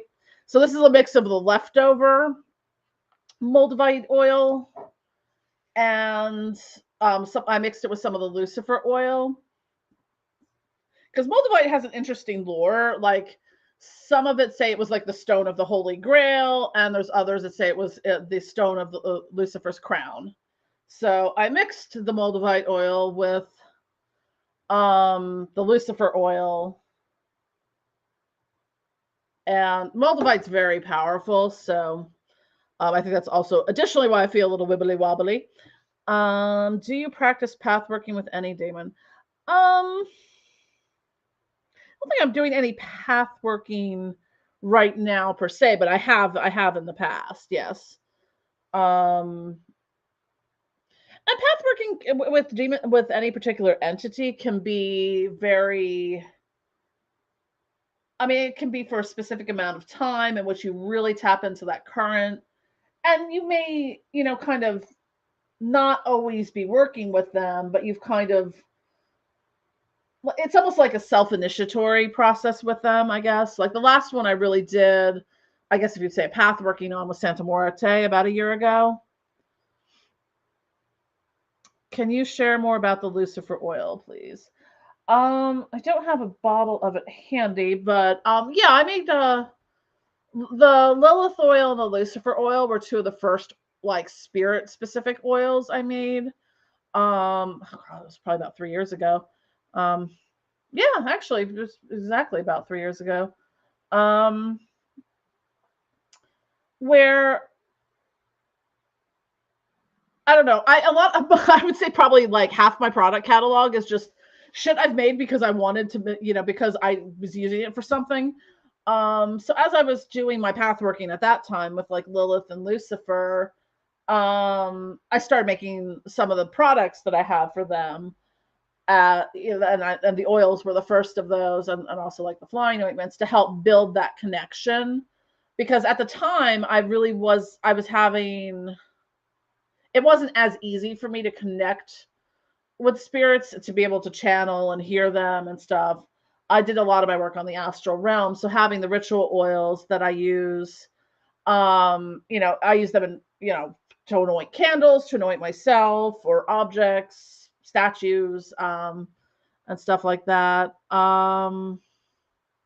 Yeah, it's a mix of, my own personal correspondences with Lucifer and um I guess some of the more traditional things that are associated with Lucifer, as far as like botanicals and scents and herbs. Smells really nice. Um, yeah. Do you have any who operates with the hand of glory? I'm not entirely what do you mean by hand of glory? I feel like, sorry, my brain is starting to go into like really hardcore kind of zoning out mode. So I'm not sure what that's referring to. Yeah, so yeah, did most of existing Moldavite come from meteoroids? Moldavite, I actually have a piece here. Moldavite didn't come from the asteroid or the meteorite hitting the Earth. Moldavite, basically, it was a combination of the meteorite hitting Earth. So it's a tektite. It's a type of like volcanic glass. So it happened once the meteorite hit the Earth or asteroid, I forget. And this was 15 million years ago, and it formed the tektite, which is usually probably like a dark green crystal. So it's a really interesting mix of celestial energy and terrestrial energy because it's got that. And it's definitely got that as above, so below kind of energy to it. So it's a very powerful stone. It also works really well with Herkimer diamonds. And Herkimer diamonds, this is more of a faceted one. The raw ones look a little different. The raw ones are a little more jagged. This is a little more clear, but some of them are a little dark, even with a little bit of black in it. But Moldavite and Herkimer diamond work really well together. And Herkimer diamonds come from a specific cave, I think, or location in New York State. But these Herkimer and they're that kind of like stones of I think Herkimer, or is it Herkimer is known as the stone of ascension. So it's one of those really, like, when you're talking about like those really high frequency like stones that are amazing for psychic development. Those two are really great. And I also have, I'm not wearing it tonight, but I also have a pendant that has little shards of Herkimer and Moldavite in it. It's kind of like a little glass case. Another one I love on that spectrum with this is apophyllite. That's actually how it looks upside down. This is also on a chain. They're always in these little pyramid forms, but this one is really good for like third eye and like upper chakra work, of really opening up your psychic abilities. Have I tried ayahuasca, santo daime, or urema? No, I have not. It's on my to-do list though. I'd be interested in learning your thoughts on why so many LHA people embrace freedom but aren't willing to be in open poly relationships. It seems a bit hypocritical. I mean, it's I was poly for a while myself. You know, it's very odd, but I find a lot of the left-hand path to be kind of conservative. People on it to be really conservative in ways. Because I would think it would be very open-minded and freeing, but there's still a lot of stuff that I'm like, I'm not, not gonna lie, but like, I was really frustrated for a while earlier this year where I was just dealing with the same kind of toxicity and the same kind of behaviors and thoughts and discrimination I saw when I was like in the Catholic Church. So I think there's a lot of what's the word I'm looking for? Anachronistic things that, like, I look at some people, I'm like, why are you in the left-hand path if you are espousing, this type of, philosophy? It makes absolutely no sense to me. Um, but yeah, I mean, like, speaking on poly relationships, I mean, they're hard. I mean, and not everyone is on the same page. Um, you know, like, and everyone has a different version of polyamory, so there really isn't one particular definition you can kind of go by. But like for me, I just didn't find it fulfilling. Um, I would, possibly be open to it again in the future, but I think it would just have to be structured very different for me. And like, I'm not.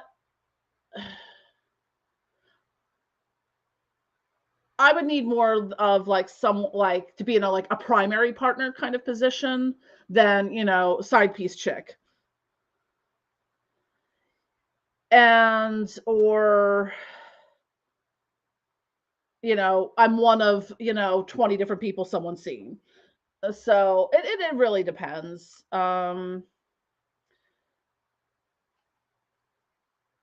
But yeah, I think it's just one of those anachronistic things, Slim, in the left-hand path ethos. Ash says, I've seen some pretty Nazi aligning LHP. Yeah, yep. There's a lot. There's a chunk of white nationalists and Nazi ilk that have made home in the left-hand path and Norse heathenry traditions. There's a group that started locally called Heathens Against Hate, I think, because they're trying to reclaim their sacred Nordic symbols from, trying to, educate people to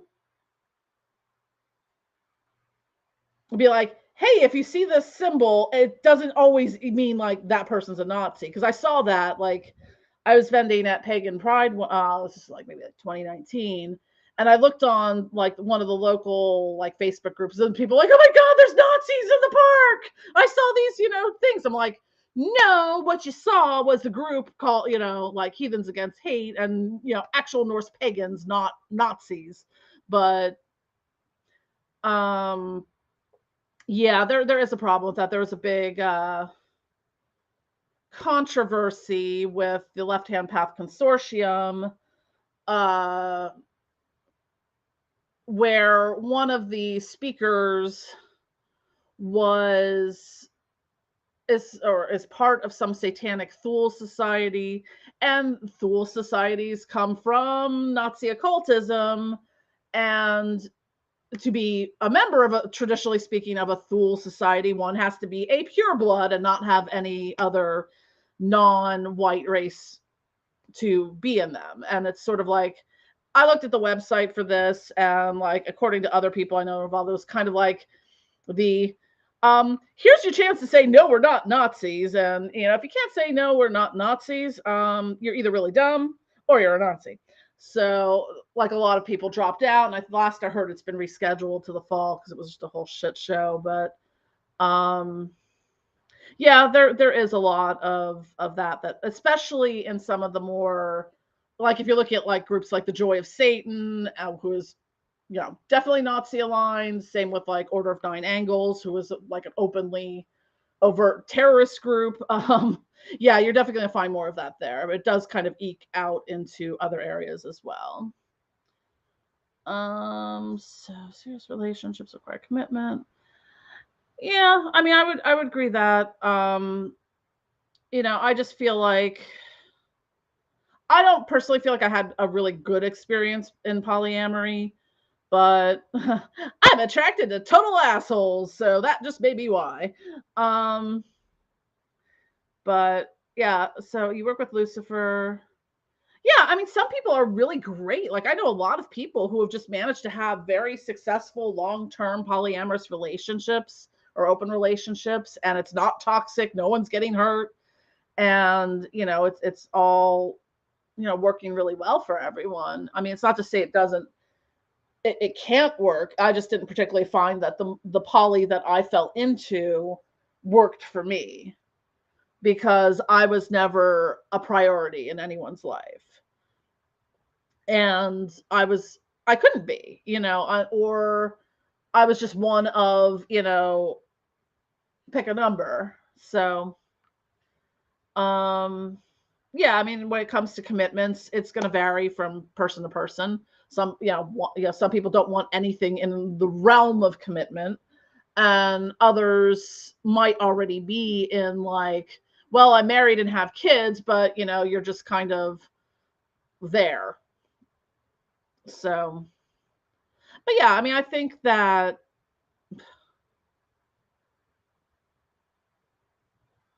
I mean, I definitely think polyamorous relationships can work, and but humans be human in. Yeah, the never being a priority did get old quick, and TLDR, got abandoned during the pandemic, which was fun. It's like, really, you can't, even just take 20 seconds a day to say, hey, how you doing? Hanging in there? Yeah, fuck that noise.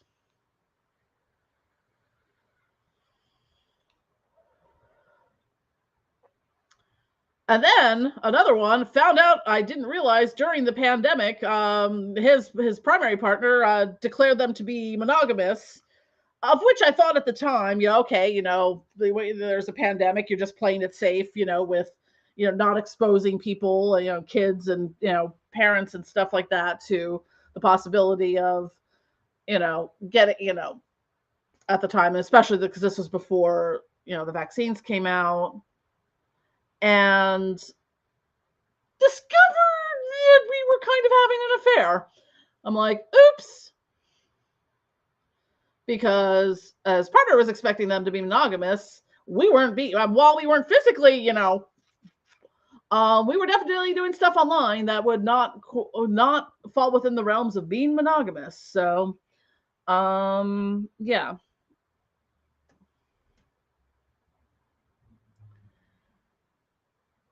Eddie says, I've discovered about myself as poly as well. I don't do the hierarchy, but I need someone who's my first. Yeah, that's kind of that's where I'm at with it. Like, I would need like like in the non-hierarchical poly, it would be like an anchor partner, which is sort of that version of a primary partner. Like, I can really give a fuck about getting married again, but it's I just and part of it is just my abandonment issues, history, trauma, CPTSD, my various disabilities and whatnot. Ash says, I'm autistic and ADHD, so I barely understand romance and initiating sex. Yeah, I'm autistic and ADHD too. Very late diagnosed because they didn't have that shit. Back in my day, they didn't have that fancy shit. I mean, literally, it's kind of like I came from the generation where unless you were like Rain Man in that spectrum, there was no diagnostics there. Nor were there any, you had to be so high up on that level that to get noticed, to get any kind of treatment for it. I think, Eddie, my number one reason to get married again, as because we're old as fuck, is just for the pulling of the plug. Yeah, attachment injuries are a thing. I've been working through a lot of them over the past year, so yeah, I think I've actually worked through some of my attachment injuries. EMDR is great for that. Psychedelic medicine, like the ketamine treatments, really helped. Some shamanic healing and energy work helped with that as well. Yeah, there's a lot of autism and ADHD on the left hand path. That's also why I started doing the accessibility magic series, because so many people like I mean I field so many questions from people that are just like they look at the stuff they're looking at in books or other creators on YouTube, and they just feel like they can't do it right or they're not doing it right. And some people will be like, well, if you don't do this, then you're not doing it right. I'm like, yeah, no. You build a practice that works for you and who you are as a person. Like, I think being autistic, I have a much fucking awesome relationship with the spirit world than other people do, because we just have brains that work differently. And the spirit world is not going to discriminate on you if you can't, build a ceremonial circle and do a 20-hour ritual. If you are only capable of doing a 20-minute ritual, the spirits are, that's what you're capable of. Now, if you're capable of doing a 20-hour ritual and are like, yeah, I'm just going to, wing it and do the bare minimum, that might be a different story, but not for marriage. People looking for marriage are great clients. Yeah. Like, the love spell industry is real. Yeah, it's really interesting, like how I figured out I was autistic was after not being on psych meds for almost 2 years, and and dealing with all the pandemic stuff and not having to go into like the office and deal with people, like all this stuff bubbled to the surface. It became a lot more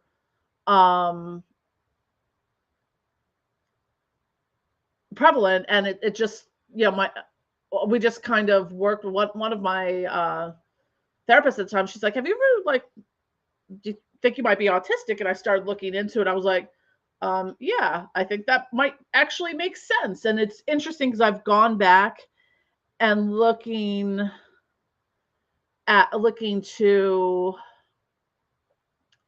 I've looked at, again, old journals, things like that. Even I think it was even in this one that I was showing before, like there's stuff in there. I'm like, yeah, I could see that what I was talking about. I'm like, oh yeah, hi autism. I wish I knew you were there. If I'm not mistaken, I think you recently said non-attachment can be toxic. If so, can you please let? I'm trying to remember what context that was in. Well, I guess sort of, in non-attachment, it was kind of like, tying that in with the polyamorous thing. Like one of the people I dated was just like,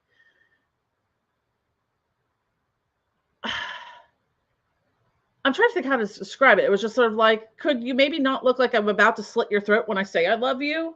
Or, try to find, I'm like, okay, well, what do you want, the great debate of what do you call, someone you're dating? So it's sort of like he was so detached in a way that it was just hard for me as a person to deal with it. It's like it was very nurturing sometimes, but in other times it was just like, could you not be a robot maybe? I'm trying to think what I was talking about where I was talking about non-attachment.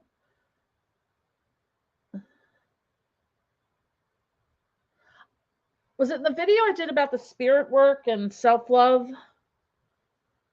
Because it might have been more, that might have had more to do with not doing self-work as part of your spiritual journey. I talk a lot, so it's hard for me sometimes to remember points of reference. Yes, autistic brains have 40 more percent neuron development. Yeah, that would make sense because like sometimes I can process things on so many levels in like at different times where I couldn't explain to someone how I'm doing it. And then there's other times where I'm just like, too much stimulus, too much information, too much sound, too much, and then I'm just, it depends, really depends on the moment. But sometimes it's just kind of like, if I'm in that zone and like I'm thinking on multi levels and, I've caught myself like doing the weird things of like, okay, I have to sit down and talk to myself. I'm like, okay, you can't read a book while you have, videos playing on your phone and the television on in the background and something on your computer and whatnot. Or while you can't read a book while you're also listening to a completely different audiobook. Like I have to convince my brain it can't do that because it thinks it can. You're nonverbal until you're 3 or 4. I think I've always been talkative. Thank you, Slim. Thanks for the super chat. I don't think I was ever low on the verbal scale. I was perpetually the student with the talks too much in their disciplinary or on the report cards. And Eddie said, DH said, and I quote, say hi to the commie for me. I'm a dirty commie. That's our thing. But yeah, I did a live stream on DH's stream. I was on DH Thorne's live stream a couple weeks ago. So, and we are now the so the Muppet Show with the two old men in the balcony just complaining and making fun of everyone. That's us. Yeah, overstimulation, like it's so hard getting other people to understand. It's like when I hit that, either overstimulation or when I hit the wall, it's just like I can't. It's like you don't understand. 5 more minutes is like 5 years of having a cheese grater running down my skin. It's just like time becomes very abstract in those moments. And it's just like, no, we can't stay 5 more minutes because that is an eternity in, cheese grater land. And it's like a lot of times, like I will go to some of these larger, like in the area. I haven't gone to like the Tucson Gem Show or the Denver Gem Show, but I'll go to these like crystal and gem shows a lot. That's where I get all my cool shit sometimes. But I'll go to these gem shows. I literally, just from being around all the energy from multiple different types of crystals and minerals and fossils and specimens, in one place and then putting the people energy into it. Like I literally have to go outside every half hour to 45 minutes and just like decompress because it just the energy gets so overwhelming, especially for someone who's energy sensitive as well. Gets very overwhelming. Like I will, if I go with someone, I literally have to do I'm gonna go sit in my car for an hour before we actually leave because I just hit that like I need to decompress wall. And also my visual scanning skills are like I can walk into a store and be like, okay, that rack right there has something on it, nothing else is of interest to me. Like I don't have to spend a lot of time looking through things because like I just have some sort of highly attuned visual processing superpowers from, the ADHD autistic superpowers are pretty freaking awesome, I will say.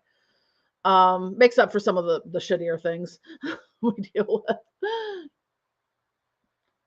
Like it's also random. Like I was going to a meetup downtown and it's like the little things that will trigger like it's the break in the pattern that like triggers, having a meltdown. Like I was going downtown and the garage I normally park in, because if I go to that area, this is the garage I park in. I parked in that garage for 20 some years. I always park there despite it being a cash only garage, and that annoys me. But it's also a valet garage. So, and I got there and there must have been something going on at one of as it's in the area where like the Academy of Music and the Kimmel Center is.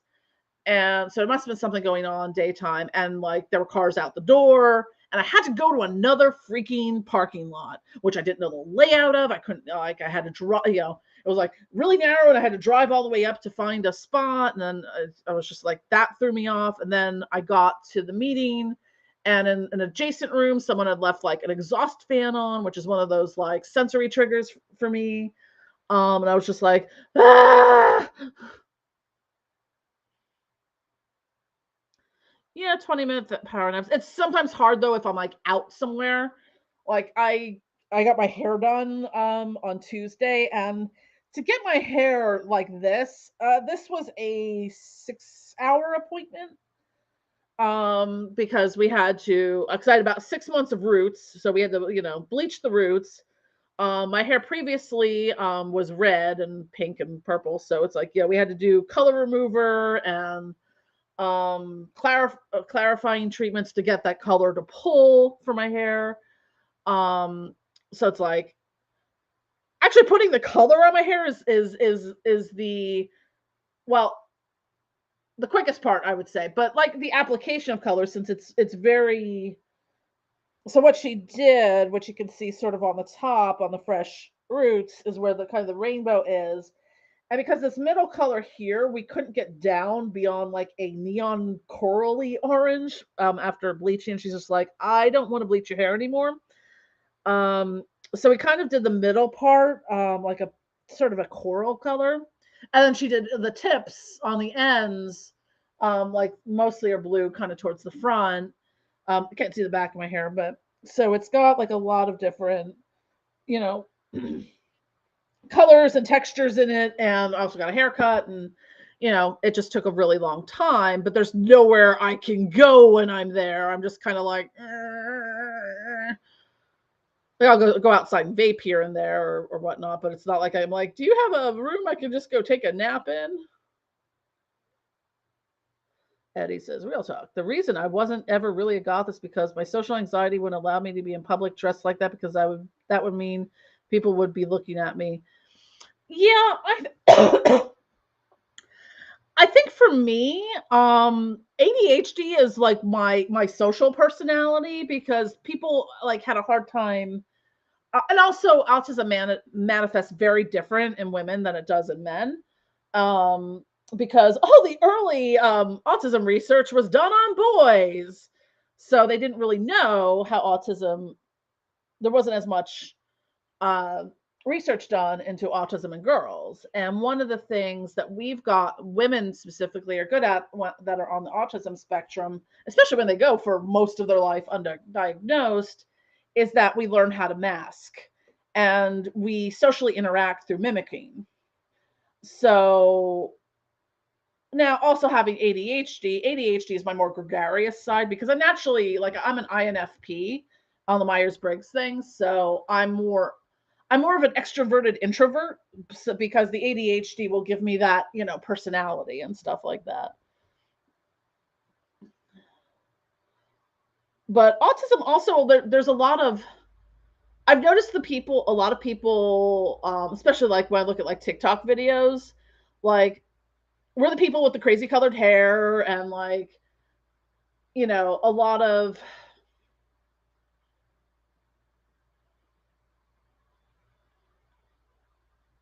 I'm trying to think of a way, we just have sort of a unique vibe to us. Yeah, I mean, it's new.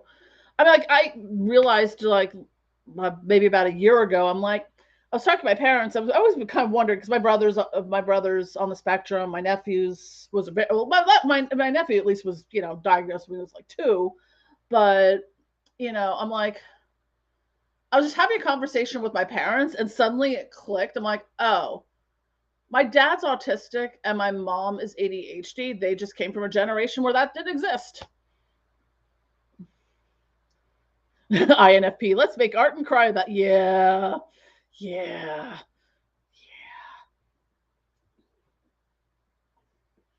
yeah. The Myers-Briggs test is astrology for business people. Um, I was actually doing some.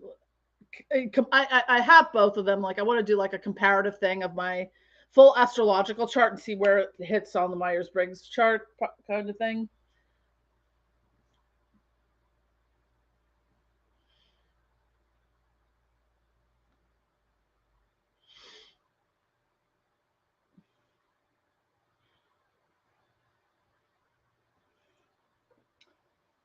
I am getting thirsty.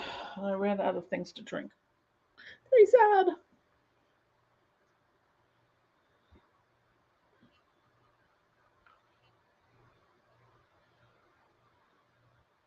Oh, that's interesting. Yeah, I think every time I take it, I can never remember my type, but I think I'm always INFP. I mean, there's different, um, like if you take the Myers-Briggs test through the Myers-Briggs website, it's a much more in-depth test. Like some of the other ones that offer them are truncated and much shorter tests. So, but I always come out INFP no matter. I mean, I may answer some of the questions differently because I mean, for me, it's like half the time I'm like, well, it depends on what mood I'm in, but maybe this. I'm usually on this side of it, but sometimes this side. Who knows?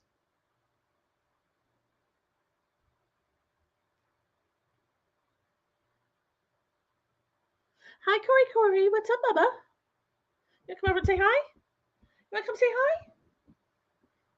No, you want to come over? Corey's like, why are you still awake, human? I want to come lay on you. Corey, come here, Bubby. No, you're ignoring me.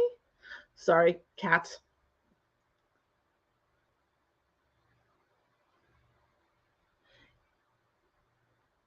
Yeah, I mean it's I mean that can make sense. I'm a very different person now at 47, almost 48 than I was in my 20s. Um,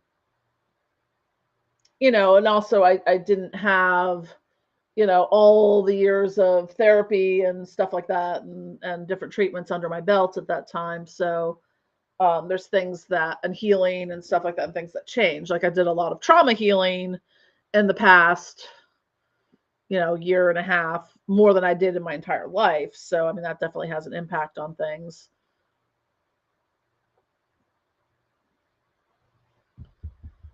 Corey, you want to come here, Bubby? Come here. I was like, I'm comfortable.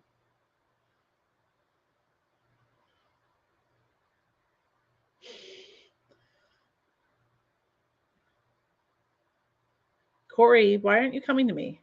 Why are you ignoring me? Corey's been a little aloof lately. He's been having some dental and gum issues.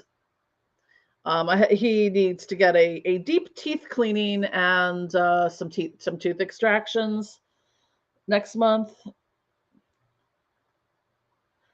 So he's just, I've had to do some food modifications for him. Like I have to now soak his dry food in chicken broth to make it easier for him to chew. And I think sometimes he might have, he doesn't seem to be in pain, but like his gums are very like irritated. So, Corey, hi, why aren't you coming here? Why aren't you coming over? Come here, Bubba. You tired? Well, Corey normally comes over and says hello at some point in time during videos, but apparently he's not in the mood. So that's it. Well, I feel like I finally worked through my channeling hangover, so that's good. Going for a little over 2 hours now. Since it's about quarter of, he's very comfortable on a very soft blanket, so I can't say I blame him. Cats, yeah. I feel bad for him because Corey loves food. He's a very food motivated. He's basically a dog. He's actually worse than any dog that I've ever had. Just come up and be like, okay, I'm just gonna take this piece of steak off your plate and run away with it. Yeah, you did that last night. I don't think I don't notice. So, but I know he likes the crunchy dry food, but it isn't quite as thrilled even with the chicken broth on it.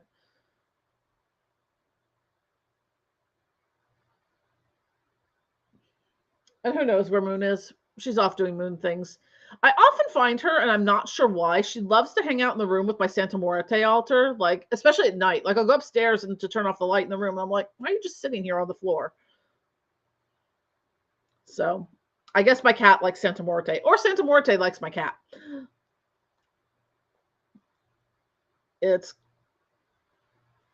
She's very much a witchy poo cat. Corey's just a cat, but he's an awesome cat, isn't that right? I'm his emotional support human.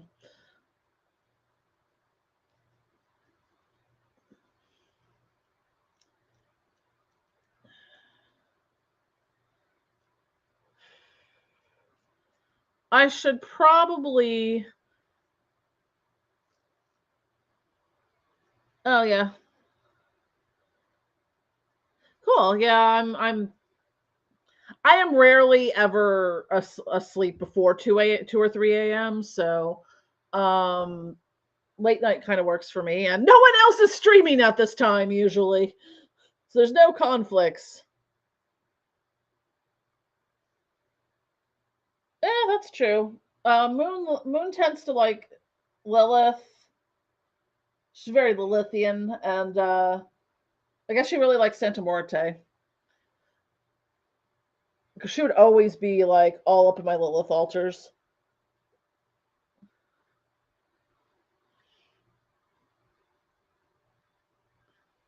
And sometimes when I'm upstairs, especially at night, and if she's downstairs, I'll hear her just kind of, I don't know, doing her feline incantations. I'm like, no unauthorized spirit conjurations without a human adult present.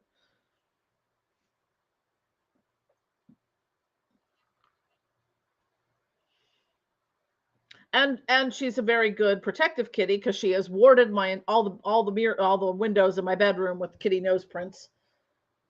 She likes to sit in the window a lot. So my bedroom is warded.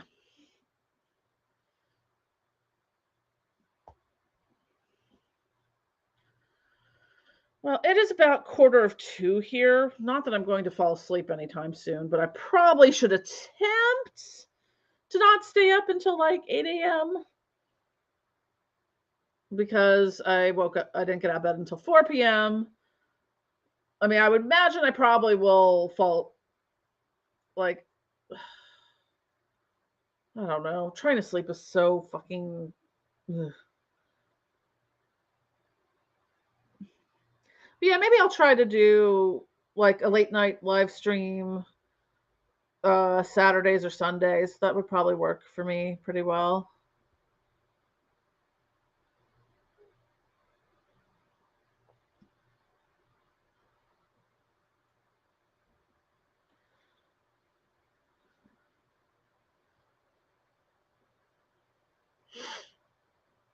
And I, while on the subject of insomnia things, I think I need to eat dinner. Like 2 o'clock. Yeah. My sleep gets that screwed up that I'm like, yeah, I have to eat dinner at 2 o'clock in the morning.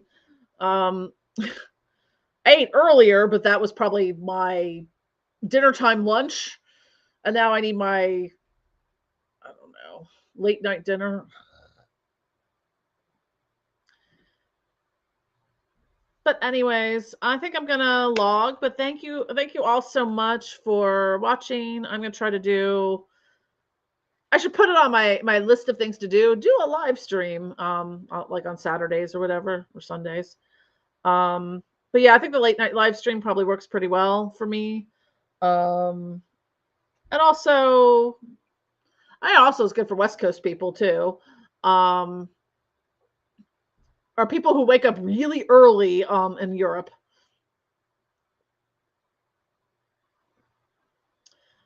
But anyways, I'm gonna log. Thank you all for watching. I love you all. I'm going to eat some food and snuggle with cats and maybe sleep. I doubt it, but one can try. Take care, everyone.